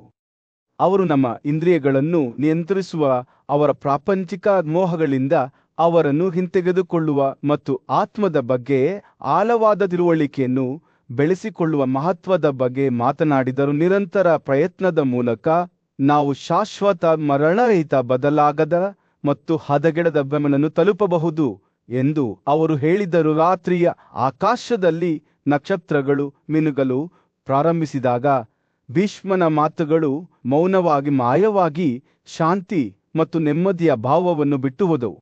ಅವನ ಸಂದೇಶವು ಸ್ಪಷ್ಟವಾಗಿತ್ತು. ನಮ್ಮೊಳಗೆ ನಮ್ಮ ನೋವನ್ನು ಮೀರಿಸುವ ಭ್ರಮನನ್ನು ತಲುಪುವ ಮತ್ತು ಜನನ ಮತ್ತು ಮರಣದ ಚಕ್ರದಿಂದ ಶಾಶ್ವತವಾದ ಸ್ವಾತಂತ್ರ್ಯವನ್ನು ಪಡೆಯುವ ಶಕ್ತಿ ಇದೆ. ಪ್ರಶಾಂತವಾದ ಕಾಡಿನ ಮಧ್ಯದಲ್ಲಿ ಭೀಷ್ಮನು ಚಿಂತನಶೀಲ ಮೌನದಲ್ಲಿ ಕುಳಿತಿದ್ದನು. ಅವನ ಕಣ್ಣುಗಳು ಒಳಗೆ ಆಳವಾಗಿ ನೋಡುತ್ತಿದ್ದವು. ಅವನು ಮಾತನಾಡಲು ಪ್ರಾರಂಭಿಸಿದನು. ಅವನ ಮಾತುಗಳು ಬುದ್ಧಿವಂತಿಕೆಯಿಂದ ತೊಟ್ಟಿಕ್ಕಿದವು. ಅವನು ಯೋಗಿಯ ಮಾರ್ಗದ ರಹಸ್ಯಗಳನ್ನು ಹಂಚಿಕೊಂಡನು. ಪಾಪರಹಿತ ಬ್ರಹ್ಮಚರ್ಯದ ಹಾದಿಯಲ್ಲಿ ನಡೆಯಲು ಪ್ರಯತ್ನಿಸುವ ಯೋಗಿ ಮೊದಲು ನಿದ್ರೆ ಮತ್ತು ಕನಸುಗಳ ಸ್ವರೂಪವನ್ನು ಅರ್ಥ ಮಾಡಿಕೊಳ್ಳಬೇಕು, ಏಕೆಂದರೆ ಕನಸುಗಳಲ್ಲಿ ನಮ್ಮ ಮೂರ್ತರೂಪದ ಆತ್ಮವು ಭಾವೋದ್ರೇಕರ ಮತ್ತು ಕತ್ತಲೆಯ ಗುಣಲಕ್ಷಣಗಳಿಂದ ಪ್ರಭಾವಿತವಾಗಿರುತ್ತದೆ ಮತ್ತು ನಾವು ನಿಜವಾಗಿಯೂ ನಮ್ಮದಲ್ಲದ ಆಸೆಗಳನ್ನು ಹೊಂದಿದ್ದೇವೆ ಎಂದು ಭೀಷ್ಮ ಹೇಳಿದರು. ಭೀಷ್ಮನ ಮಾತುಗಳು ಬೇಸಿಗೆಯ ದಿನದಂದು ಸೌಮ್ಯವಾದ ಗಾಳಿಯಂತೆ ಗಾಳಿಯಲ್ಲಿ ತೂಗಾಡುತ್ತಿದ್ದವು. ಅವನು ಎಚ್ಚರವಾಗಿರಲು ಬಯಸುವ ಯೋಗಿಯ ಬಗ್ಗೆ ಮಾತನಾಡುವುದನ್ನು ಮುಂದುವರಿಸಿದನು. ಈ ಯೋಗಿ ತನ್ನನ್ನು ತಾನು ಜ್ಞಾನಕ್ಕೆ ಅರ್ಪಿಸಿಕೊಳ್ಳುತ್ತಾನೆ, ಸಮರ್ಪಣೆ ಮತ್ತು ನಿರಂತರತೆಯಿಂದ ತನ್ನನ್ನು ತೊಡಗಿಸಿಕೊಳ್ಳುತ್ತಾನೆ. ಈ ಶಿಸ್ತಿನ ಮೂಲಕ ಅವನು ನಮ್ಮೆಲ್ಲರನ್ನೂ ಸುತ್ತುವರೆದಿರುವ ನಿದ್ದೆಯಿಂದ ಸ್ಪರ್ಶಿಸಲ್ಪಡದೆ ಜಾಗರೂಕತೆಯಿಂದ ಮತ್ತು ಜಾಗೃತನಾಗಿರುತ್ತಾರೆ. ತಿಳುವಳಿಕೆಗೆ ಉತ್ಸುಕನಾಗಿದ್ದ ಒಬ್ಬ ಯುವ ಅನ್ವೇಷಕನು ಭೀಷ್ಮನ ಬಳಿಗೆ ಬಂದನು. ಅನ್ವೇಷಕನು ಕೇಳಿದನು, ಪೂಜ್ಯನಾದ, ನನಗೆ ಹೇಳು, ನಮ್ಮ ಇಂದ್ರಿಯಗಳು ಸ್ಥಗಿತಗೊಂಡಿದ್ದರೂ ಸಹ ನಾವು ವಸ್ತುಗಳು ಮತ್ತು ಕ್ರಿಯೆಗಳಿಂದ ಸುತ್ತುವರಿದಿದ್ದೇವೆ ಎಂದು ಭಾವಿಸುವ ಈ ಸ್ಥಿತಿ ಯಾವುದು? ಭೀಷ್ಮನು ಮುಗುಳ್ನಕ್ಕನು. ಅವನ ಕಣ್ಣುಗಳು ಜ್ಞಾನದಿಂದ ಮಿನುಗುತ್ತಿದ್ದವು. ಈ ಪ್ರಶ್ನೆಯು ಅನೇಕ ಋಷಿಗಳನ್ನು ಗೊಂದಲಕ್ಕೀಡು ಮಾಡಿದೆ. ಆದರೆ ಇದಕ್ಕೆ ಒಮ್ಮೆ ಸ್ವತಃ ಮಹಾನ್ ಗುರು ಹರಿಯೇ ಉತ್ತರಿಸಿದ್ದಾರೆ.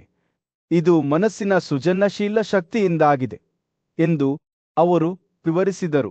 ಇದು ಲೆಕ್ಕವಿಲ್ಲದಷ್ಟು ಹಿಂದಿನ ಜೀವನಗಳ ಅನಿಸಿಕೆಗಳನ್ನು ಒಟ್ಟುಗೂಡಿಸುತ್ತದೆ. ಭೀಷ್ಮರು ಮಾತನಾಡುತ್ತಿದ್ದಂತೆ ಎಲೆಗಳ ಮೂಲಕ ಬೀಸುತ್ತಿದ್ದ ಸೌಮ್ಯವಾದ ಗಾಳಿಯು ಪ್ರಾಚೀನ ಬುದ್ಧಿವಂತಿಕೆಯ ಪಿಸುಗುಟ್ಟನ್ನು ಹೊತ್ತೊಯ್ಯುತ್ತಿತ್ತು. ನಮ್ಮ ಇಂದ್ರಿಯಗಳು ನಿದ್ರಿಸುತ್ತಿರುವಾಗಲೂ ಮನಸ್ಸು ಸದಾ ಇರುತ್ತದೆ. ಆದ್ದರಿಂದ ಕನಸುಗಳಲ್ಲಿ ನಮಗೆ ಆಕಾರ ನೀಡಿದ ಒಳ್ಳೆಯತನ, ಭಾವೋದ್ರೇಕ ಅಥವಾ ಕತ್ತಲೆಯ ಗುಣಲಕ್ಷಣಗಳಿಂದ ಪ್ರಭಾವಿತರಾದ ನಮ್ಮ ಹಿಂದಿನ ಕ್ಷಣಗಳನ್ನು ನಾವು ಮರುಸೃಷ್ಟಿಸಿಕೊಳ್ಳುತ್ತೇವೆ ಎಂದು ಆತ ಮುಂದುವರಿಸಿದನು. ಭೀಷ್ಮನ ಮಾತುಗಳು ಗಾಳಿಯಲ್ಲಿ ತೂಗಾಡುತ್ತಿದ್ದಂತೆ ಗುಂಪಿನ ಮೇಲೆ ಮೌನ ಆವರಿಸಿತು.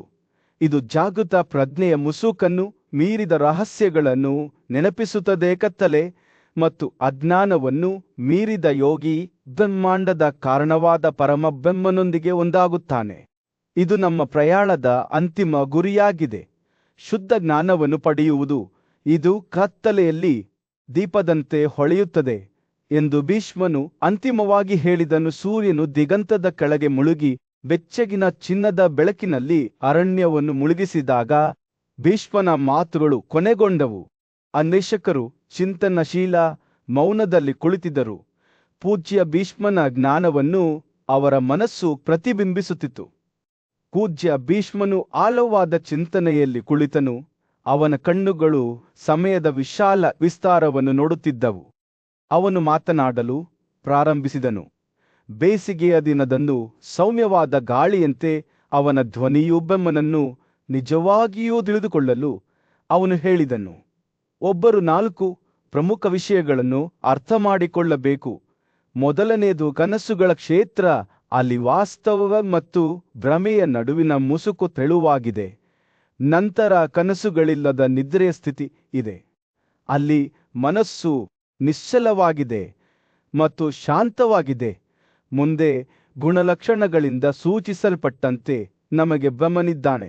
ಬ್ರಹ್ಮಾಂಡವನ್ನು ರೂಪಿಸುವ ಗುಣಗಳು ಮತ್ತು ಅಂತಿಮವಾಗಿ ಬ್ರಹ್ಮನು ಎಲ್ಲಾ ಗುಣಲಕ್ಷಣಗಳನ್ನು ಮೀರಿಸುತ್ತಾನೆ. ಎಲ್ಲಾ ಅಸ್ತಿತ್ವದ ಆಧಾರವಾಗಿರುವ ಅಪ್ರಕಟಿತ ಶಾಶ್ವತ ಸಾರ. ಭೀಷ್ಮನು ಮಾತನಾಡುತ್ತಿದ್ದಂತೆ ಅವನ ಮಾತುಗಳು ಆಳವಾದ ಮತ್ತು ಪ್ರವೇಶಿಸಬಹುದಾದ ಅರ್ಥದ ಭಾವಚಿತ್ರವನ್ನು ಹೆಣೆದವು. ಪ್ರಕಟವಾದ ಪ್ರಪಂಚವು ಜನನ ಮತ್ತು ಮರಣಕ್ಕೆ ಒಳಪಟ್ಟಿರುತ್ತದೆ, ಆದರೆ ಅಪ್ರಕಟಿತವಾದ ಚಿತ್ತೆ ಆತ್ಮವು ಈ ಚಕ್ರಗಳನ್ನು ಮೀರಿಸುತ್ತದೆ. ಮಹಾನ್ ಋಷಿ ನಾರಾಯಣನು ಈ ದ್ವಂದ್ವವನ್ನು ತತ್ವಂ ಅಂತಿಮ ವಾಸ್ತವವೆಂದು ವಿವರಿಸಿದ್ದಾನೆ. ಭೀಷ್ಮನ ಮಾತುಗಳು ಬ್ರಹ್ಮಾಂಡದ ಎಲ್ಲಾ ಸಂಕೀರ್ಣತೆಯ ಚಿತ್ರಣವನ್ನು ಚಿತ್ರಿಸಿದವು. ಅವರು ಪ್ರವೃತ್ತಿ, ಕ್ರಿಯೆ ಮತ್ತು ಪುನರ್ಜನ್ಮದ ಹಾದಿಯ ಬಗ್ಗೆ ಮಾತನಾಡಿದರು. ಅಲ್ಲಿ ವ್ಯಕ್ತಿಗಳು ತಮ್ಮ ಕರ್ಮದಿಂದ ಬಂಧಿಸಲ್ಪಡುತ್ತಾರೆ ಮತ್ತು ಅವರು ನಿವೃತ್ತಿತ್ಯಾಗ ಮತ್ತು ವಿಮೋಚನೆಯ ಹಾದಿಯ ಬಗ್ಗೆ ಮಾತನಾಡಿದರು. ಅಲ್ಲಿ ಒಬ್ಬರು ಜನನ ಮತ್ತು ಮರಣದ ಚಕ್ರಗಳನ್ನು ಮೀರಲು ಪ್ರಯತ್ನಿಸುತ್ತಾರೆ. ಒಬ್ಬ ಯುವ ಅನ್ವೇಷಕನು ಭೀಷ್ಮನ ಪಾದಗಳ ಬಳಿ ಕುಳಿತು ಶ್ರದ್ಧೆಯಿಂದ ಆಲಿಸುತ್ತಿದ್ದನು. ಅವನು, ನಾನು ಈ ಅತ್ಯುನ್ನತ ಮಟ್ಟವನ್ನು ಹೇಗೆ ಸಾಧಿಸಬಹುದು ಎಂದು ಕೇಳಿದನು. ಭೀಷ್ಮನು ಮುಗುಳ್ನಕ್ಕನ್ನು ಉತ್ತರಿಸಿದನು, ಪ್ರಾರಂಭಿಸಲು ನೀವು ಪ್ರಕೃತಿ ಮತ್ತು ಪುರುಷನ ಸ್ವರೂಪವನ್ನು ಅರ್ಥ ಮಾಡಿಕೊಳ್ಳಬೇಕು. ಎಲ್ಲರ ಅಸ್ತಿತ್ವಕ್ಕೂ ಆಧಾರವಾಗಿರುವ ಸೃಜನಶೀಲ ಶಕ್ತಿ ಮತ್ತು ಬದಲಾಗದ ಸತ್ವ ಇವೆರಡೂ ಶಾಶ್ವತ, ಅವಿನಾಭಾವ ಮತ್ತು ಮಾನವ ಗ್ರಹಿಕೆಗೆ ಮೀರಿದವು. ಸೂರ್ಯನು ಮುಳುಗಲು ಪ್ರಾರಂಭಿಸಿದಾಗ ಭೂದೃಶ್ಯದ ಮೇಲೆ ಬೆಚ್ಚಗಿನ ಹೊಳಪನ್ನು ಬೀಸಿದ ಭೀಷ್ಮನು ತನ್ನ ಬೋಧನೆಗಳನ್ನು ಮುಂದುವರೆಸಿದನು. ಅವನು ಯೋಗದ ಬಗ್ಗೆ ಮಾತನಾಡಿದನು. ಅದು ಜ್ಞಾನಶಿಸ್ತು ಮತ್ತು ಬೇರ್ಪಡುವಿಕೆಯನ್ನು ಬೆಳೆಸುವ ದೈವಿಕತೆಯೊಂದಿಗೆ ಒಗ್ಗೂಡುವ ಅಭ್ಯಾಸವಾಗಿದೆ. ಯೋಗವು ಕೇವಲ ದೈಹಿಕ ಅಥವಾ ಮಾನಸಿಕ ವ್ಯಾಯಾಮವಲ್ಲ ಎಂದು ಅವನು ಹೇಳಿದನು. ಇದು ಜನನ ಮತ್ತು ಮರಣದ ಚಕ್ರಗಳಿಂದ ವಿಮೋಚನೆಗೆ ಕಾರಣವಾಗುವ ಜೀವನ ವಿಧಾನವಾಗಿದೆ. ಭೀಷ್ಮನು ಬ್ರಹ್ಮಾರಾಧನೆಯ ವಿವಿಧ ರೂಪಗಳ ಬಗ್ಗೆ ಮಾತನಾಡುವಾಗ ಆ ಯುವ ಅನ್ವೇಷಕನ ಕಣ್ಣುಗಳು ತಿಳುವಳಿಕೆಯಿಂದ ಹೊಳೆಯುತ್ತಿದ್ದವು. ಕೆಲವರು ಆತನನ್ನು ಪ್ರತಿಮೆಗಳಲ್ಲಿ ಆರಾಧಿಸಿದರು, ಇತರರು ಧ್ಯಾನ ಮತ್ತು ಭಕ್ತಿಯ ಮೂಲಕ ಆತನ ನಿಜವಾದ ಸ್ವಭಾವವನ್ನು ಅರಿತುಕೊಳ್ಳಲು ಪ್ರಯತ್ನಿಸಿದರು. ಭೀಷ್ಮನು ಎಚ್ಚರಿಸಿದನು, ಒಬ್ಬರು ಕೇವಲ ಆಚರಣೆಗಳು ಅಥವಾ ಬಾಹ್ಯ ಆಚರಣೆಗಳಲ್ಲಿ ತೃಪ್ತರಾಗಿರಬಾರದು.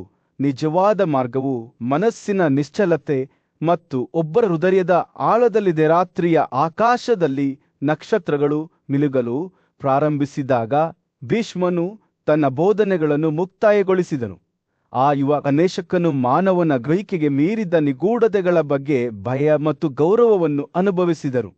ತಾನು ಸತ್ಯದ ಮೆಮರಿಯನ್ನು ಮಾತ್ರಗಿಚ್ಚಿಕೊಂಡಿದ್ದೇನೆ ಎಂದು ಆತನಿಗೆ ತಿಳಿದಿತ್ತು. ಆದರೆ ಆತನು ಸ್ವಯಂ ಆವಿಷ್ಕಾರ ಮತ್ತು ಆಧ್ಯಾತ್ಮಿಕ ಬೆಳವಣಿಗೆ ಹಾದಿಯಲ್ಲಿ ಮುಂದುವರಿಯಲು ನಿರ್ಧರಿಸಿದನು. ಮೌನದಲ್ಲಿ ಬುದ್ಧಿವಂತ ಮತ್ತು ನ್ಯಾಯಯುತ ಆಡಳಿತಗಾರನಾದ ರಾಜ ಯುಧಿಷ್ಠಿರನ ಆಸ್ಥಾನದಲ್ಲಿ ಅಂತಿಮ ವಿಮೋಚನೆ ಅಥವಾ ವಿಮೋಚನೆಯನ್ನು ಸಾಧಿಸಿದ ಮಿಥಿಲಾದ ರಾಜ ಜನಕನ ಬಗ್ಗೆ ಒಂದು ಪ್ರಶ್ನೆ ಇತ್ತು. ಪ್ರಾಪಂಚಿಕ ಸುಖಗಳನ್ನು ತೀರಿಸಿದ ನಂತರ ಈ ರಾಜ್ಯವನ್ನು ಸಾಧಿಸುವಲ್ಲಿ ಅವನು ಹೇಗೆ ಯಶಸ್ವಿಯಾದನು ಎಂಬುದು ಪ್ರಶ್ನೆಯಾಗಿತ್ತು. ಪಾಂಡವರ ಪೂಜ್ಯ ಋಷಿ ಮತ್ತು ಸಾರಥಿಯಾದ ಭೀಷ್ಮನು ತಾನು ಜನಕನ ಜ್ಞಾನೋದಯದ ಹಾದಿಯ ಬಗ್ಗೆ ಒಂದು ಪ್ರಾಚೀನ ಕಥೆಯನ್ನು ಹೇಳುತ್ತೇನೆ ಎಂದು ಉತ್ತರಿಸಿದನು. ಈ ಕಥೆಯು ಜನಕನ ವಂಶಸ್ಥನಾಗಿದ್ದ ಮತ್ತು ಮಿಥಿಲೆಯನ್ನು ಆಳಿದ ಜನದೇವರೆಂಬ ರಾಜನೊಂದಿಗೆ ಪ್ರಾರಂಭವಾಯಿತು. ಆತನು 1 ಶತಮಾನದ ಗುರುಗಳಿಂದ ಸುತ್ತುವರಿದಿದ್ದನು. ಅವರು ಆತನಿಗೆ ವಿವಿಧ ನಡವಳಿಕೆಗಳನ್ನು ಕಲಿಸಿದರು. ಆದರೆ ಅವರ ಪ್ರಯತ್ನಗಳ ಹೊರತಾಗಿಯೂ ಯುವ ರಾಜನು ಅತೃಪ್ತನಾಗಿದ್ದರು. ಆತ್ಮದ ಸ್ವರೂಪ ಮತ್ತು ಪ್ರಾಪಂಚಿಕ ಅಸ್ತಿತ್ವವನ್ನು ಮೀರಿದ ಅಂತಿಮ ವಾಸ್ತವತೆಯನ್ನು ಅರ್ಥ ಮಾಡಿಕೊಳ್ಳಲು ಜನದೇವನು ವಿಶೇಷವಾಗಿ ಆಕರ್ಷಿತನಾಗಿದ್ದನು. ಅವನು ವೇದಗಳನ್ನು ಅಧ್ಯಯನ ಮಾಡಿದನು ಮತ್ತು ತನ್ನ ಬೋಧಕರಿಂದ ಮಾರ್ಗದರ್ಶನವನ್ನು ಪಡೆದನು. ಆದರೆ ಅವುಗಳ ವಿವರಣೆಗಳು ಅವನಿಗೆ ಉತ್ತರಗಳಿಗಿಂತ ಹೆಚ್ಚಿನ ಪ್ರಶ್ನೆಗಳನ್ನು ಬಿಟ್ಟು ಹೋದವು. ಆಗಲೇ ತನ್ನ ಬುದ್ಧಿವಂತಿಕೆ ಮತ್ತು ಜ್ಞಾನಕ್ಕೆ ಹೆಸರುವಾಸಿಯಾಗಿದ್ದ ಪಂಚಶಿಖರೆಂಬ ಮಹಾಋಷಿಯು ಮಿಥಿಲೆಗೆ ಬಂದನು. ಪೂಜ್ಯ ಋಷಿಯಾದ ಕಪಿಲನ ಮಗನೆಂದು ಹೇಳಲಾಗುವ ಪಂಚಶಿಖನು ನಿಗೂಢ ವ್ಯಕ್ತಿಯಾಗಿದ್ದನು. ಅವನು ಸಾಂಖ್ಯ ತತ್ವಶಾಸ್ತ್ರದ ಬಗ್ಗೆ ಆಳವಾದ ತಿಳುವಳಿಕೆಯನ್ನು ಹೊಂದಿದ್ದನು ಮತ್ತು ಮಾನವ ಗ್ರಹಿಕೆಗೆ ಮೀರಿದ ಸ್ಥಿತಿಯನ್ನು ಸಾಧಿಸಲು ಅನುವು ಮಾಡಿಕೊಡುವ ಮಾನಸಿಕ ತ್ಯಾಗವನ್ನು ಮಾಡಲು 1000 ವರ್ಷಗಳನ್ನು ಕಳೆದಿದ್ದರು. ಈ ಋಷಿಯು ಎಲ್ಲಾ ನಿಗದಿತ ಆಚರಣೆಗಳು ಮತ್ತು ತ್ಯಾಗಗಳನ್ನು ಸಹ ಪೂರ್ಣಗೊಳಿಸಿದ್ದನು ಮತ್ತು ಆತ್ಮವನ್ನು ಆವರಿಸುವ 5 ಕೋಶಗಳಲ್ಲಿ ಚೆನ್ನಾಗಿ ಪರಿಣಿತನಾಗಿದ್ದನು. ಪಂಚಶಿಖನು ಭೂಮಿಯಲ್ಲಿ ಅಲೆದಾಡುತ್ತಿರುವಾಗ ಅವನು ಸಾಂಖ್ಯ ಸನ್ಯಾಸಿಗಳ ಗುಂಪನ್ನು ಎದುರಿಸಿದನು ಮತ್ತು ಅತ್ಯುನ್ನತ ಸತ್ಯದ ಬಗ್ಗೆ ಅವರನ್ನು ಕೇಳಿದನು. ಅವರು ಅವನಿಗೆ 5 ಪುರುಷರು ಅಥವಾ ಕೋಶಗಳನ್ನು ಮೀರಿದ ಅಪ್ರಕಟಿತ ಅಥವಾ ಅಂತಿಮ ವಾಸ್ತವತೆಯ ಪರಿಕಲ್ಪನೆಯನ್ನು ವಿವರಿಸಿದರು. ಅವರ ವಿವರಣೆಗೆ ಪ್ರತಿಕ್ರಿಯೆಯಾಗಿ ಪಂಚಶಿಖನು ಅಸುರಿಯ ಶಿಷ್ಯನಾದನು. ಅವನು ತನ್ನ ಗುರುವಿನಿಂದ ಜ್ಞಾನವನ್ನು ಬಯಸಿದ್ದನು. ಅಸುರಿಯ ಪತ್ನಿ ಕಪಿಲ ಬ್ರಹ್ಮಣಿಯು ಪಂಚಶಿಖನನ್ನು ತನ್ನ ಮಗನೆಂದು ಒಪ್ಪಿಕೊಂಡು ತನ್ನ ಸ್ವಂತ ಹಾಲಿನಿಂದ ಅವನನ್ನು ಪೋಷಿಸಿದರು. ಈ ಕೃತ್ಯವು ಪಂಚಶಿಖನಲ್ಲಿ ಅಂತಿಮ ವಾಸ್ತವತೆಯ ತಿಳುವಳಿಕೆಯನ್ನು ತುಂಬಿತು ಮತ್ತು ಅವನು ಕಪಿಲನ ಮಗನೆಂದು ಹೆಸರಾದನು. ಅವನ ಜ್ಞಾನವು ಸರ್ವಜ್ಞ ಎಂದು ಹೇಳಲಾಗುತ್ತಿತ್ತು ಮತ್ತು ಅವನು ಬ್ರಹ್ಮಾಂಡದ ಕಾರ್ಯಚಟುವಟಿಕೆಗಳ ಬಗ್ಗೆ ಆಳವಾದ ಒಳನೋಟವನ್ನು ಹೊಂದಿದ್ದನು. ಪಂಚಶಿಖನು ಮಿಥಿಲಾಕ್ಕೆ ಆಗಮಿಸಿದನು. ಅಲ್ಲಿ ಜನಕನ ಇನ್ನೂ ಜ್ಞಾನೋದಯವನ್ನು ಹುಡುಕುತ್ತಿದ್ದನು. ಋಷಿಯು ವಿಮೋಚನೆಯ ಮಾರ್ಗದ ಬಗ್ಗೆ ರಾಜನೊಂದಿಗೆ ಚರ್ಚಿಸಲು ಪ್ರಾರಂಭಿಸಿದನು. ಜನನವು ದುಃಖದ ಮೂಲವಾಗಿದೆ, ಹಾಗೆಯೇ ಆಚರಣೆಗಳು ಮತ್ತು ಅವುಗಳ ಫಲಗಳ ಅಭ್ಯಾಸವಾಗಿದೆ ಎಂದು ವಿವರಿಸಿದನು. ಅವನು ಪ್ರಮೇಯ ಬಗ್ಗೆಯೂ ಮಾತನಾಡಿದನು. ಇದು ವಿಶ್ವಾಸಾರ್ಹವಲ್ಲದ ಮತ್ತು ಅನಿಶ್ಚಿತ ಪರಿಕಲ್ಪನೆಯಾಗಿ ಒಬ್ಬರ ಸಾವು ಎಂದರೆ ಅವರ ಆತ್ಮದ ಅಳಿವು ಎಂದಾದರೆ ಮರಣದ ನಂತರ ಆತ್ಮದ ಅಸ್ತಿತ್ವವನ್ನು ನಂಬುವುದು ಅಸಮಂಜಸವಾಗಿದೆ ಎಂದು ಸಂಶಯವಾದಿಗಳು ವಾದಿಸಿದರು. ನೇರ ಸಾಕ್ಷ್ಯವು ತೀರ್ಮಾನ ಮತ್ತು ಗ್ರಂಥಗಳೆರಡರ ಮೂಲವಾಗಿದೆ ಮತ್ತು ಧರ್ಮಗ್ರಂಥಗಳು ನೇರ ಸಾಕ್ಷ್ಯದಿಂದ ವಿರೋಧಿಸುವ ಸಾಮರ್ಥ್ಯವನ್ನು ಹೊಂದಿವೆ ಎಂದು ಅವರು ಪ್ರತಿಪಾದಿಸಿದರು. ಭೀಷ್ಮನ ಸಮ್ಮುಖದಲ್ಲಿ ಜನಕ ವಂಶದ ರಾಜನಾದ ಜನದೇವನು ಮರಣಾನಂತರದ ಅಸ್ತಿತ್ವದ ಸ್ವರೂಪದ ಬಗ್ಗೆ ಮಾರ್ಗದರ್ಶನವನ್ನು ಕೇಳಿದನು. ಈ ವಿಷಯವನ್ನು ಮತ್ತಷ್ಟು ಅನ್ವೇಷಿಸಲು ಬುದ್ಧಿವಂತ ಋಷಿ ಪಂಚಶಿಖನು ಅವನಿಗೆ ಸೂಚನೆ ನೀಡಿದ್ದನು ಮತ್ತು ಅವನ ಕುತೂಹಲವು ಸ್ಪಷ್ಟವಾಗಿತ್ತು. ಶ್ರೇಷ್ಠನೇ, ಜನದೇವನು ಪ್ರಾರಂಭಿಸಿದನು. ಈ ಅಸ್ತಿತ್ವದ ಸ್ಥಿತಿಯಿಂದ ನಿರ್ಗಮಿಸಿದ ನಂತರ ಯಾವುದೇ ವ್ಯಕ್ತಿಯು ಯಾವುದೇ ಜ್ಞಾನವನ್ನು ಉಳಿಸಿಕೊಳ್ಳದಿದ್ದರೆ ಅಜ್ಞಾನ ಮತ್ತು ಜ್ಞಾನದ ನಡುವಿನ ವ್ಯತ್ಯಾಸವೇನು? ಜ್ಞಾನದಿಂದ ನಾವು ಏನು ಪಡೆಯುತ್ತೇವೆ ಮತ್ತು ಅಜ್ಞಾನದಿಂದ ನಾವು ಏನೂ ಕಳೆದುಕೊಳ್ಳುತ್ತೇವೆ. ಅವನ ಮಾತುಗಳು ತುರ್ತು ಪ್ರಜ್ಞೆಯಿಂದ ಸುರಿದವು. ಅವರು ಜೀವನದ ರಹಸ್ಯಗಳಿಗೆ ಉತ್ತರಗಳನ್ನು ಗ್ರಹಿಸುತ್ತಿರುವಂತೆ ಭೀಷ್ಮನ ದೃಷ್ಟಿಯಲ್ಲಿ ಜನದೇವನು ಕತ್ತಲಲ್ಲಿ ಮುಳುಗಿದನು. ಅವನ ಮನಸ್ಸು ದೋಷದಿಂದ ಮಬ್ಬಾಗಿತ್ತು. ಬುದ್ಧಿವಂತ ಪಂಚಶಿಖನು ಅವನನ್ನು ಸೌಮ್ಯವಾದ ಮಾತುಗಳಿಂದ ಶಾಂತಗೊಳಿಸಿದನು. ಈ ವಿಮೋಚನೆಯಲ್ಲಿ ಮುಕ್ತಾಯವು ಅಳಿವಲ್ಲ ಅಥವಾ ಯಾವುದೇ ರೀತಿಯ ಅಸ್ತಿತ್ವವನ್ನು ಸುಲಭವಾಗಿ ಕಲ್ಪಿಸಿಕೊಳ್ಳಲು ಸಾಧ್ಯವಿಲ್ಲ. ದೇಹವು ನಾಶವಾಗುವ ಗುಣಲಕ್ಷಣಗಳ ಒಕ್ಕೂಟವಾಗಿದೆ. ನೀರು, ಬಾಹ್ಯಾಕಾಶ, ಗಾಳಿ, ಶಾಖ ಮತ್ತು ಭೂಮಿ ಅವು ಸ್ವತಂತ್ರವಾಗಿ ಅಸ್ತಿತ್ವದಲ್ಲಿದ್ದವು, ಆದರೆ ಪರಸ್ಪರ ನಿಯಂತ್ರಿಸುತ್ತಿದ್ದವು. 5 ಇಂದ್ರಿಯಗಳು ಅವುಗಳ ವಸ್ತುಗಳೊಂದಿಗೆ ಸಹ ಎಳೆದುಕೊಂಡಿದ್ದವು. ಪಂಚಶಿಖನು ಜನದೇವನ ತಿಳುವಳಿಕೆಯನ್ನು ಬೆಳಗಿಸುವುದನ್ನು ಮುಂದುವರೆಸಿದನು. ಚಿತ್ತದ ಗುಣಲಕ್ಷಣವಾಗಿ ಅಸ್ತಿತ್ವದಲ್ಲಿರುವ ಮನಸ್ಸು 3 ಸ್ಥಿತಿಗಳನ್ನು ಹೊಂದಿದೆ: ಸಂತೋಷ, ನೋವು ಮತ್ತು 2ರ ಅನುಪಸ್ಥಿತಿ. ಇಂದ್ರಿಯಗಳು ಬಾಹ್ಯಾಕಾಶದಲ್ಲಿ ವಿಶ್ರಾಂತಿ ಪಡೆದಿವೆ. ಇದು ಶ್ರವಣೇಂದ್ರಿಯವಾಗಿದೆ ಎಂದು ಅವನು ಬಹಿರಂಗಪಡಿಸಿದನು. ಶಬ್ದ ಜಾಗದ ಮಾರ್ಪಾಡು ಈ ಸಂಯೋಗದ ಮೂಲಕ ಗ್ರಹಿಸಲ್ಪಟ್ಟಿತು. ಹಾಗಾದರೆ ಸತ್ಯವೇನು? ಬುದ್ಧಿವಂತ ಋಷಿಯು ನಂತರ ತ್ಯಾಗದ ಪರಿಕಲ್ಪನೆಯನ್ನು ಪರಿಚಯಿಸಿದನು. ಸಾಮ್ಯಾಗ್ರಹ ಕರ್ಮಗಳ ತ್ಯಾಗವು ವಿಮೋಚನೆಗಾಗಿ ಶ್ರದ್ಧೆಯಿಂದ ಪ್ರಯತ್ನಿಸುವ ಎಲ್ಲ ವ್ಯಕ್ತಿಗಳಿಗೆ ನಿಗದಿಪಡಿಸಲಾಗಿದೆ ಎಂದು ಅವರು ಹೇಳಿದರು. ಈ ತ್ಯಾಗವು ಕೇವಲ ಸಂಪತ್ತು ಮತ್ತು ಆಸ್ತಿಗಳಿಗೆ ಮಾತ್ರವಲ್ಲ, ಸಂತೋಷ ಮತ್ತು ಸ್ವತಃ ಸಹ ಎಂದು ಪಂಚಶಿಖ ವಿವರಿಸಿದ್ದಾರೆ. ಪಂಚಶಿಖೆಯು ನಿಜವಾದ ತಿಳುವಳಿಕೆಯ ಮಾರ್ಗವನ್ನು ಬಹಿರಂಗಪಡಿಸಿದಾಗ ಭೀಷ್ಮನು ಸಮ್ಮತಿಯಿಂದ ತಲೆಯಾಡಿಸಿದನು. ಒಬ್ಬರು ತಿಳುವಳಿಕೆಯೊಂದಿಗೆ ಮನಸ್ಸನ್ನು ತ್ವರಿತವಾಗಿ ತ್ಯಜಿಸಬೇಕು. ಅವರು ಗ್ರಹಿಕೆಗೆ ಅಗತ್ಯವಾದ 15 ಅಪಘಾತಗಳು ಅಥವಾ ಗುಣಲಕ್ಷಣಗಳನ್ನು ವಿವರಿಸಿದ್ದಾರೆ. ಪ್ರತಿ ಇಂದ್ರಿಯಕ್ಕೆ 3 ಕಾರಣಗಳು. ಈ ಗುಣಲಕ್ಷಣಗಳು ಪ್ರಜ್ಞೆಯ 3 ವರ್ಗಗಳಿಗೆ ಕಾರಣವಾದವು: ಒಳ್ಳೆಯತನ, ಭಾವೋದ್ರೇಕ ಮತ್ತು ಕತ್ತಲೆ. ಜನದೇವನು ಅದನ್ನು ಕೇಳುತ್ತಿದ್ದಂತೆ ಅವನ ಕಣ್ಣುಗಳು ಗ್ರಹಿಕೆಯಲ್ಲಿ ವಿಸ್ತಾರವಾದವು. ಪಂಚಶಿಖರ ಮಾತುಗಳು ದೇಹ, ಇಂದ್ರಿಯಗಳು ಮತ್ತು ಮನಸ್ಸಿನ ನಡುವಿನ ಸಂಕೀರ್ಣವಾದ ನೃತ್ಯದ ಚಿತ್ರಣವನ್ನು ಚಿತ್ರಿಸಿದವು. ಬುದ್ಧಿವಂತ ಋಷಿಯು ಸಂತೋಷ ಅಥವಾ ತೃಪ್ತಿಯೊಂದಿಗೆ ಪ್ರಜ್ಞೆಯ ಯಾವುದೇ ಸ್ಥಿತಿಯು ಒಳ್ಳೆಯ ಗುಣದಿಂದಾಗಿ ಅಸ್ತಿತ್ವದಲ್ಲಿದೆ ಎಂದು ಹೇಳುವ ಮೂಲಕ ಮುಕ್ತಾಯಗೊಳಿಸಿದರು. ಅಸಮಾಧಾನ ಅಥವಾ ಉಲ್ಲಾಸವಿಲ್ಲದಿರುವುದು ಮನಸ್ಸಿನಲ್ಲಿ ಉತ್ಸಾಹದ ಪ್ರವೇಶವನ್ನು ಸೂಚಿಸುತ್ತದೆ. ಉತ್ಸಾಹಭರಿತ ಚರ್ಚೆಯ ನಡುವೆ ಯುಧಿಷ್ಠಿರನು ಭೀಷ್ಮನಿಗೆ ಒಂದು ಆಳವಾದ ಪ್ರಶ್ನೆಯನ್ನು ಕೇಳಿದನು: ಯಾವ ಕ್ರಿಯೆಗಳು ಸಂತೋಷವನ್ನು ತರುತ್ತವೆ ಮತ್ತು ಯಾವ ಕ್ರಿಯೆಗಳು ದುಃಖಕ್ಕೆ ಕಾರಣವಾಗುತ್ತವೆ. ಅವನು ಕೇಳಿದನು, ಹೇ ಭರತ, ಭಯವನ್ನು ಮೀರಿ ಜೀವನದಲ್ಲಿ ಯಶಸ್ಸನ್ನು ಸಾಧಿಸಲು ಯಾವುದು ಅನುವು ಮಾಡಿಕೊಡುತ್ತದೆ? ಪೂಜ್ಯ ಋಷಿಯಾದ ಭೀಷ್ಮನು ತನ್ನ ಕಣ್ಣುಗಳಲ್ಲಿ ಆಳವಾದ ತಿಳುವಳಿಕೆಯೊಂದಿಗೆ ಯುಧಿಷ್ಠಿರನನ್ನು ದಿಟ್ಟಿಸಿ ನೋಡಿದನು. ಅವನು ಮಾತನಾಡಲು ಪ್ರಾರಂಭಿಸಿದನು. ಅವನ ಮಾತುಗಳು ಬುದ್ಧಿವಂತಿಕೆಯಿಂದ ತೊಟ್ಟಿಕ್ಕಿದವು. ಶ್ರುತಿಗಳ ಅಧ್ಯಯನಕ್ಕೆ ತಮ್ಮನ್ನು ತಾವು ಅರ್ಪಿಸಿಕೊಂಡ ಪ್ರಾಚೀನರು ಎಲ್ಲಕ್ಕಿಂತ ಹೆಚ್ಚಾಗಿ ಆತ್ಮಸಂಯಮದ ಸದ್ಗುಣವನ್ನು ಸಾಧಿಸಿದರು, ಏಕೆಂದರೆ ಆತ್ಮಸಂಯಮದ ಮೂಲಕವೇ ಒಬ್ಬರು ತಮ್ಮ ಆಧ್ಯಾತ್ಮಿಕ ಪ್ರಯತ್ನಗಳಲ್ಲಿ ಯಶಸ್ಸನ್ನು ಸಾಧಿಸುತ್ತಾರೆ. ಭೀಷ್ಮನು ಮಾತನಾಡುವಾಗ ಅವನು ತನ್ನ ಕೈಗಳಿಂದ ಸರಳ ಮತ್ತು ಆಳವಾದ ಸತ್ಯವನ್ನು ವಿವರಿಸುವಂತೆ ಸನ್ನೆ ಮಾಡಿದನು. ಆತ್ಮಸಂಯಮವು ಇತರ ಎಲ್ಲಾ ಸದ್ಗುಣಗಳನ್ನು ನಿರ್ಮಿಸುವ ಅಡಿಪಾಯವಾಗಿದೆ ಎಂದು ಅವನು ಹೇಳಿದನು.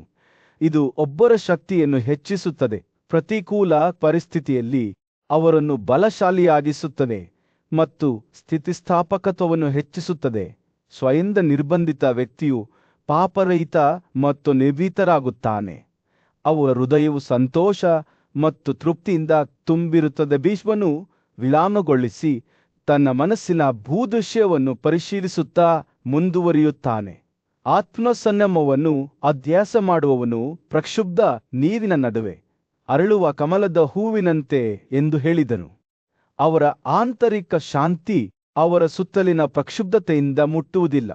ಅವರು ತಮ್ಮ ಶತ್ರುಗಳನ್ನು ಕೇವಲ ನೆರಳುಗಳಾಗಿ ನೋಡುತ್ತಾರೆ ಮತ್ತು ಅಂತಹ ವ್ಯಕ್ತಿಯನ್ನು ಎದುರಿಸುವ ಆಲೋಚನೆಯಿಂದ ಅವರ ಶತ್ರುಗಳು ನಡುಗುತ್ತಾರೆ. ಭೀಷ್ಮನು ಮಾತನಾಡುತ್ತಿರುವಾಗ ಯುಧಿಷ್ಠಿರನು ಶ್ರದ್ಧೆಯಿಂದ ಆಲಿಸಿದನು. ಅವನ ಕಣ್ಣುಗಳು ಅವನೊಂದಿಗೆ ಹಂಚಿಕೊಳ್ಳುತ್ತಿರುವ ಬುದ್ಧಿವಂತಿಕೆಯಲ್ಲಿ ಕುಡಿಯುತ್ತಿದ್ದವು. ಅವನು ಕೇಳಿದನು, ಆತ್ಮನಿಯಂತ್ರಣವನ್ನು ಕರಗತ ಮಾಡಿಕೊಂಡವನ ಲಕ್ಷಣಗಳೇನು? ಭೀಷ್ಮನ ಕಣ್ಣುಗಳು ಸಂತೋಷದಿಂದ ಮಿನುಗುತ್ತಿದ್ದವು. ನನ್ನ ಯುವ ಸ್ನೇಹಿತ, ಅವರು ಹೇಳಿದರು, ಚಿಹ್ನೆಗಳು ಹಲವು. ಸ್ವಯಂ ನಿರ್ಬಂಧಿತ ವ್ಯಕ್ತಿಯು ಉದಾತ್ತತೆ, ಮನೋಭಾವದ ಶಾಂತತೆ ಮತ್ತು ತೃಪ್ತಿಯಿಂದ ಗುರುತಿಸಲ್ಪಡುತ್ತಾನೆ. ಅವರು ನಂಬಿಕೆ, ಕ್ಷಮೆ ಮತ್ತು ಸರಳತೆಯನ್ನು ಹೊಂದಿರುತ್ತಾರೆ. ಅವರು ಕಡಿಮೆ ಮಾತನಾಡುತ್ತಾರೆ, ಆದರೆ ಅವರು ಹಾಗೆ ಮಾಡಿದಾಗ ಅವರ ಮಾತುಗಳು ದಯೆ ಮತ್ತು ಸಹಾನುಭೂತಿಯಿಂದ ತುಂಬಿರುತ್ತವೆ. ಭೀಷ್ಮನ ಧ್ವನಿಯು ಒಂದು ರಹಸ್ಯವನ್ನು ಹಂಚಿಕೊಂಡಂತೆ ಮೃದುವಾಗುತ್ತಾ ಹೋಯಿತು. ಸ್ವಯಂ ನಿರ್ಬಂಧಿತ ವ್ಯಕ್ತಿಯು ಹೊಗಳಿಕೆ ಅಥವಾ ಆಪಾದನೆಯಿಂದ ವಿಚಲಿತನಾಗುವುದಿಲ್ಲ ಎಂದು ಆತ ಹೇಳಿದ. ಅವರು ಶಾಂತವಾಗಿರುತ್ತಾರೆ, ಸಮುದ್ರದಂತೆ ಶಾಂತವಾಗಿರುತ್ತಾರೆ. ಅವರ ಬುದ್ಧಿವಂತಿಕೆಯು ಆಳವಾಗಿರುತ್ತದೆ ಮತ್ತು ಅವರ ಹೃದಯವು ಶುದ್ಧವಾಗಿರುತ್ತದೆ. ಅವರು ತಮ್ಮ ಭಾವೋದ್ರೇಕಗಳ ಒಡೆಯರಾಗಿರುತ್ತಾರೆ ಮತ್ತು ಅವರ ಆತ್ಮಗಳು ಸಂತೋಷದಿಂದ ತುಂಬಿರುತ್ತವೆ. ಭೀಷ್ಮನು ಮಾತನಾಡುವುದನ್ನು ಮುಗಿಸಿದಾಗ ಯುಧಿಷ್ಠಿರನು ಒಂದು ಕ್ಷಣ ಮೌನವಾಗಿ ಕುಳಿತು ತನ್ನೊಂದಿಗೆ ಹಂಚಿಕೊಂಡ ಬುದ್ಧಿವಂತಿಕೆಯ ಬಗ್ಗೆ ಯೋಚಿಸುತ್ತಿದ್ದನು. ನಂತರ ಅವನು ತನ್ನ ಕಣ್ಣುಗಳಲ್ಲಿ ಆಶ್ಚರ್ಯದ ಭಾವದಿಂದ ಭೀಷ್ಮನನ್ನು ನೋಡಿದನು. ಪೂಜ್ಯರೇ, ನೀವು ನನಗೆ ನಿಜವಾದ ಸಂತೋಷ ಮತ್ತು ಯಶಸ್ಸಿನ ಮಾರ್ಗವನ್ನು ತೋರಿಸಿದ್ದೀರಿ. ನಾನು ನಿಮ್ಮ ಹೆಜ್ಜೆಗಳನ್ನು ಅನುಸರಿಸೋಣ ಮತ್ತು ನನ್ನ ಹೃದಯವು ಆತ್ಮಸಂಯಮದಿಂದ ತುಂಬಿರಲಿ ಎಂದು ಅವರು ಹೇಳಿದರು. ಹಸ್ತಿನಾಪುರ ರಾಜ್ಯದ ಮೇಲೆ ಸೂರ್ಯನು ಉದಯಿಸಲು ಪ್ರಾರಂಭಿಸಿದ್ದಷ್ಟೇ ಗಲಭೆಯ ಬೀದಿಗಳಲ್ಲಿ ಬೆಚ್ಚಗಿನ ಹೊಳಪನ್ನು ಬೀರುತ್ತಿತ್ತು. ಪಾಂಡು ರಾಜನ ಹಿರಿಯ ಮಗ ಯುಧಿಷ್ಠಿರನು ತನ್ನ ಪೂಜ್ಯ ಅಜ್ಜ ಭೀಷ್ಮನ ಮುಂದೆ ನಿಂತು ಆಧ್ಯಾತ್ಮಿಕ ಅಭ್ಯಾಸದ ಜಟಿಲತೆಗಳ ಬಗ್ಗೆ ಮಾರ್ಗದರ್ಶನವನ್ನು ಕೋರಿದ್ದನು. ಅಜ್ಜ ಯುಧಿಷ್ಠಿರ ಕೇಳಿದ, ಮಕ್ಕಳು ಮತ್ತು ಸ್ವರ್ಗವನ್ನು ಪಡೆಯುವ ಸಲುವಾಗಿ ಜನರು ಮಾಂಸ ಮತ್ತು ದ್ರಾಕ್ಷಾರಸವನ್ನು ಒಳಗೊಂಡಿರುವ ಯಜ್ಞಗಳ ಅವಶೇಷಗಳನ್ನು ತಿನ್ನುವುದನ್ನು ನಾನು ಆಗಾಗ್ಗೆ ನೋಡಿದ್ದೇನೆ. ಈ ಕೃತ್ಯದ ಸ್ವರೂಪವೇನು? ಅವನು ವಿವರಿಸಲು ಪ್ರಾರಂಭಿಸಿದಾಗ ಭೀಷ್ಮನ ಕಣ್ಣುಗಳು ಬುದ್ಧಿವಂತಿಕೆಯಿಂದ ಹೊಳೆಯುತ್ತಿದ್ದವು. ವೇದಗಳು ವಿಧಿಸಿದ ಆಚರಣೆಗಳು ಮತ್ತು ಪ್ರತಿಜ್ಞೆಗಳನ್ನು ಪಾಲಿಸದೆ ನಿಷೇಧಿತ ಆಹಾರವನ್ನು ಸೇವಿಸುವವನು ಅಲ್ಪ ಸದ್ಗುಣದ ವ್ಯಕ್ತಿಗಳು ಎಂದು ಪರಿಗಣಿಸಲಾಗುತ್ತದೆ. ಆದಾಗ್ಯೂ ವೈದಿಕ ವಿಧಿಗಳ ಆಚರಣೆಯಲ್ಲಿ ಅಂತಹ ಅವಶೇಷಗಳನ್ನು ಪಾಲ್ಗೊಳ್ಳುವವರು ಮತ್ತು ಆಧ್ಯಾತ್ಮಿಕ ಪ್ರತಿಫಲದ ಬಯಕೆಯಿಂದ ಪ್ರೇರೇಪಿಸಲ್ಪಟ್ಟವರು ಸ್ವರ್ಗಕ್ಕೆ ಹೋಗಬಹುದು. ಆದರೆ ಅವರ ಅರ್ಹತೆ ಅಂತಿಮವಾಗಿ ಕ್ಷೀಣಿಸುತ್ತದೆ. ಯುಧಿಷ್ಠಿರನ ಕುತೂಹಲ ಕೆರಳಿಸಿತು. ಸಾಮಾನ್ಯ ಜನರು ಸಾಮಾನ್ಯವಾಗಿ ಉಪವಾಸವನ್ನು ತಪಸ್ಸು ಅಥವಾ ತಪಸ್ಸಿನೊಂದಿಗೆ ಸಂಯೋಜಿಸುತ್ತಾರೆ ಎಂದು ಅವರು ಹೇಳಿದರು. ಭೀಷ್ಮನು ಚಿಂತನಶೀಲವಾಗಿ ತಲೆಯಾಡಿಸಿದನು. ವಾಸ್ತವವಾಗಿ ಅನೇಕರು ದೀರ್ಘಾವಧಿಯ ಇಂದ್ರಿಯ ನಿಗ್ರಹವನ್ನು ತಪಸ್ಸಿನ ಒಂದು ರೂಪವೆಂದು ಪರಿಗಣಿಸುತ್ತಾರೆ. ಆದರೂ ಬುದ್ಧಿವಂತನ ದೃಷ್ಟಿಯಲ್ಲಿ ಅಂತಹ ಕ್ರಿಯೆಗಳು ಆತ್ಮದ ನಿಜವಾದ ತಿಳುವಳಿಕೆಗೆ ಕೇವಲ ಒಂದು ಅಡಚಣೆಯಾಗಿದೆ. ಭೀಷ್ಮನ ಮಾತುಗಳು ಬೇಸಿಗೆಯ ದಿನದಂದು ಸೌಮ್ಯವಾದ ಗಾಳಿಯಂತೆ ಗಾಳಿಯಲ್ಲಿ ತೂಗಾಡುತ್ತಿದ್ದವು. ನಿಜವಾದ ತಪಸ್ಸು, ಅವರು ಮುಂದುವರಿಸಿದವು, ದೈಹಿಕ ಅಭಾವದಲ್ಲಿ ಅಲ್ಲ, ಆದರೆ ಪ್ರಾಪಂಚಿಕ ಸಂಬಂಧಗಳನ್ನು ತ್ಯಜಿಸುವುದು ಮತ್ತು ನಮ್ರತೆಯನ್ನು ಬೆಳೆಸುವುದು. ತನ್ನ ಆಸೆಗಳನ್ನು ತ್ಯಜಿಸಿ ಎಲ್ಲಾ ಜೀವಿಗಳನ್ನು ಸಹಾನುಭೂತಿಯಿಂದ ಪೂಜಿಸುವ ವ್ಯಕ್ತಿಯು ಅತ್ಯುನ್ನತ ತಪಸ್ಸನ್ನು ಅಭ್ಯಾಸ ಮಾಡುತ್ತಾನೆ ಎಂದು ಹೇಳಲಾಗುತ್ತದೆ. ಭೀಷ್ಮನು ಈ ಮಾರ್ಗದ ಆದರ್ಶ ಸಾಧಕನನ್ನು ವಿವರಿಸಿದಂತೆ ಯುಧಿಷ್ಠಿರನ ಕಣ್ಣುಗಳು ವಿಶಾಲವಾದವು. ಅಂತಹ ತಪಸ್ಸನ್ನು ಆಚರಿಸುವವನು ಯಾವಾಗಲೂ ಬ್ರಹ್ಮಚಾರಿ ಅಥವಾ ಆಧ್ಯಾತ್ಮಿಕ ಅನ್ವೇಷಣೆಗೆ ಮೀಸಲಿಟ್ಟವನು ಎಂದು ಪರಿಗಣಿಸಲಾಗುತ್ತದೆ. ಅವನು ಕೌಟುಂಬಿಕ ಜೀವನದ ಮಧ್ಯದಲ್ಲಿ ವಾಸಿಸುತ್ತಿದ್ದರೂ ಸಹ ಅವನು ಸ್ವಭಾವತಃ ಸಸ್ಯಾಹಾರಿ ಮತ್ತು ಆತ್ಮದಲ್ಲಿ ಶುದ್ಧನಾಗುತ್ತಾನೆ. ಅವನ ಉಪಸ್ಥಿತಿಯು ಅವನ ಸುತ್ತಲಿನವರಿಗೆ ಅಮೃತದಂತೆ ಇರುತ್ತದೆ ಮತ್ತು ಅವನು ತ್ಯಾಗದ ಅವಶೇಷಗಳನ್ನು ತಿನ್ನುವವನಾಗಿ ಪೂಜಿಸಲ್ಪಡುತ್ತಾನೆ. ಯುಧಿಷ್ಠಿರನ ಮನಸ್ಸು ಪ್ರಶ್ನೆಗಳೊಂದಿಗೆ ಓಡುತ್ತಿತ್ತು. ಅಂತಹ ತಪಸ್ಸನ್ನು ಆಚರಿಸುವ ವ್ಯಕ್ತಿಯು ಯಾವಾಗಲೂ ಉಪವಾಸ ಮಾಡುತ್ತಾನೆ ಅಥವಾ ಬ್ರಹ್ಮಚರ್ಯದ ಪ್ರತಿಜ್ಞೆಗೆ ಬದ್ಧನಾಗಿರುತ್ತಾನೆ ಎಂದು ಹೇಗೆ ಪರಿಗಣಿಸಬಹುದು? ಭೀಷ್ಮನ ಕಣ್ಣುಗಳು ಪ್ರಾಚೀನ ಬುದ್ಧಿವಂತಿಕೆಯಿಂದ ಮಿನುಗುತ್ತಿದ್ದವು. ಅವನು ದಿನಕ್ಕೆ 2 ಬಾರಿ ನಿಗದಿತ ಸಮಯದಲ್ಲಿ ಮಾತ್ರ ತಿನ್ನುತ್ತಿದ್ದರೆ ಮತ್ತು ಮಧ್ಯಂತರಗಳಲ್ಲಿ ಪ್ರಾಪಂಚಿಕ ಬಯಕೆಗಳಿಂದ ದೂರವಿದ್ದರೆ ಅವನು ಯಾವಾಗಲೂ ಉಪವಾಸ ಮಾಡುವವನು ಎಂದು ಪರಿಗಣಿಸಲಾಗುತ್ತದೆ. ಸತ್ಯವನ್ನು ಮಾತನಾಡುವ ಮೂಲಕ ಮತ್ತು ಬುದ್ಧಿವಂತಿಕೆಗೆ ಬದ್ಧನಾಗಿರುವುದರಿಂದ ಅವನು ನಿಜವಾದ ಬ್ರಹ್ಮಚಾರಿ ಆಗುತ್ತಾನೆ. ಆಚರಣೆಗಳಲ್ಲಿ ತ್ಯಾಗ ಮಾಡದ ಮಾಂಸವನ್ನು ಎಂದಿಗೂ ಸೇವಿಸದಿರುವ ಮೂಲಕ ಅವನು ಕಟ್ಟುನಿಟ್ಟಾದ ಸಸ್ಯಾಹಾರಿ ಆಗಿರುತ್ತಾನೆ. ಅವನ ದಾನವು ಅವನನ್ನು ಶುದ್ಧಗೊಳಿಸುತ್ತದೆ ಮತ್ತು ಅವನ ಎಚ್ಚರವು ಅವನಿಗೆ ಯಾವಾಗಲೂ ಜಾಗರೂಕತೆಯ ಬಿರುದನ್ನು ಗಳಿಸುತ್ತದೆ. ಭೀಷ್ಮನು ಮಾತನಾಡುತ್ತಿದ್ದಂತೆ ಯುಧಿಷ್ಠಿರನ ತಿಳುವಳಿಕೆಯು ಗಾಢವಾಯಿತು. ಆಧ್ಯಾತ್ಮಿಕ ಬೆಳವಣಿಗೆಯ ಮಾರ್ಗವು ಬಾಹ್ಯ ಅಭ್ಯಾಸಗಳಲ್ಲಿಲ್ಲ, ಆದರೆ ಆಂತರಿಕ ಸದ್ಗುಣಗಳನ್ನು ಬೆಳೆಸುವುದರಲ್ಲಿ ಅಡಗಿದೆ ಎಂದು ಅವನು ಕಂಡನು. ತನ್ನ ಅಜ್ಜರ ಭೀಷ್ಮನೊಂದಿಗಿನ ಸಂಭಾಷಣೆಯ ನಡುವೆಯೇ ಯುಧಿಷ್ಠಿರನು ಒಂದು ಆಳವಾದ ಪ್ರಶ್ನೆಯನ್ನು ಮುಂದಿಟ್ಟನು. ಓ ಭರತ, ಅವನು ಹೇಳಿದನು, ಒಳ್ಳೆಯ ಮತ್ತು ಕೆಟ್ಟ ಕ್ರಿಯೆಗಳು ಸಂತೋಷ ಅಥವಾ ಸಹಿಷ್ಣುತೆಗಾಗಿ ಹಣ್ಣುಗಳನ್ನು ಉತ್ಪಾದಿಸುವ ಉದ್ದೇಶದಿಂದ ಮನುಷ್ಯನಿಗೆ ತಮ್ಮನ್ನು ತೊಡಗಿಸಿಕೊಳ್ಳುತ್ತವೆ. ಆದಾಗ್ಯೂ ಮನುಷ್ಯನನ್ನು ಅವರ ಕರ್ತನೆಂದು ಪರಿಗಣಿಸಬೇಕೇ ಅಥವಾ ಅವನನ್ನು ಹಾಗೆ ಪರಿಗಣಿಸಬೇಕೇ? ಅವನ ಮನಸ್ಸಿನಲ್ಲಿ ಅನುಮಾನವು ಸ್ಪಷ್ಟವಾಗಿತ್ತು ಮತ್ತು ಅವನು ಈ ವಿಷಯದ ಬಗ್ಗೆ ಸ್ಪಷ್ಟತೆಯನ್ನು ಬಯಸಿದನು. ಬುದ್ಧಿವಂತ ಮತ್ತು ಪೂಜ್ಯನಾದ ಭೀಷ್ಮನು ತಿಳಿವಳಿಕೆಯಿಂದ ಮುಗುಳ್ನಕ್ಕನು. ಓ ಯುಧಿಷ್ಠಿರನೇ, ಈ ಸಂಬಂಧದಲ್ಲಿ ದೈತ್ಯರ ಮುಖ್ಯಸ್ಥನಾದ ಪ್ರಹ್ಲಾದನ ಮತ್ತು ದೇವತೆಗಳ ರಾಜನಾದ ಇಂದ್ರನ ನಡುವಿನ ಪ್ರವಚನದ ಒಂದು ಪ್ರಾಚೀನ ಕಥನವಿದೆ. ಅವನು ಮುಂದುವರಿಸುತ್ತಾ, ಭೀಷ್ಮನ ಕಣ್ಣುಗಳು ಹೊಳೆಯುತ್ತಿದ್ದವು. ಪ್ರಹ್ಲಾದನು ಮಹಾನ್ ಪಾಂಡಿತ್ಯ ಮತ್ತು ಸದ್ಗುಣಗಳ ಮನುಷ್ಯನಾಗಿದ್ದನು. ಅವನು ಎಲ್ಲ ಪ್ರಾಪಂಚಿಕ ಆಸಕ್ತಿಗಳನ್ನು ತ್ಯಜಿಸಿದ್ದನು ಮತ್ತು ಅವನ ಹೃದಯವು ಬುದ್ಧಿವಂತಿಕೆಯಿಂದ ತುಂಬಿತ್ತು. ಭೀಷ್ಮನು ಮಾತನಾಡುತ್ತಿರುವಾಗ ಯುಧಿಷ್ಠಿರನು ಆ ಕಥೆಯನ್ನು ಶ್ರದ್ಧೆಯಿಂದ ಆಲಿಸುತ್ತಿದ್ದನು. ಅವನ ಮನಸ್ಸು ಕಥೆಯನ್ನು ಸ್ವೀಕರಿಸುತ್ತಿತ್ತು. ಪ್ರಹ್ಲಾದನು ಜೀವನದ ಏರಿಳಿತಗಳಿಂದ ಸ್ಪರ್ಶಿಸಲ್ಪಡದ ಆಂತರಿಕ ಶಾಂತಿಯ ಸ್ಥಿತಿಯನ್ನು ಸಾಧಿಸಿದಂತೆ ತೋರುತ್ತಿತ್ತು. ಅವನ ಮನೆಯೂ ಖಾಲಿ ಕೋಣೆಯಾಗಿತ್ತು. ಅಲ್ಲಿ ಅವನು ಆತ್ಮದ ಅಧ್ಯಯನ ಮತ್ತು ವಿಮೋಚನೆಯ ಅನ್ವೇಷಣೆಗೆ ತನ್ನನ್ನು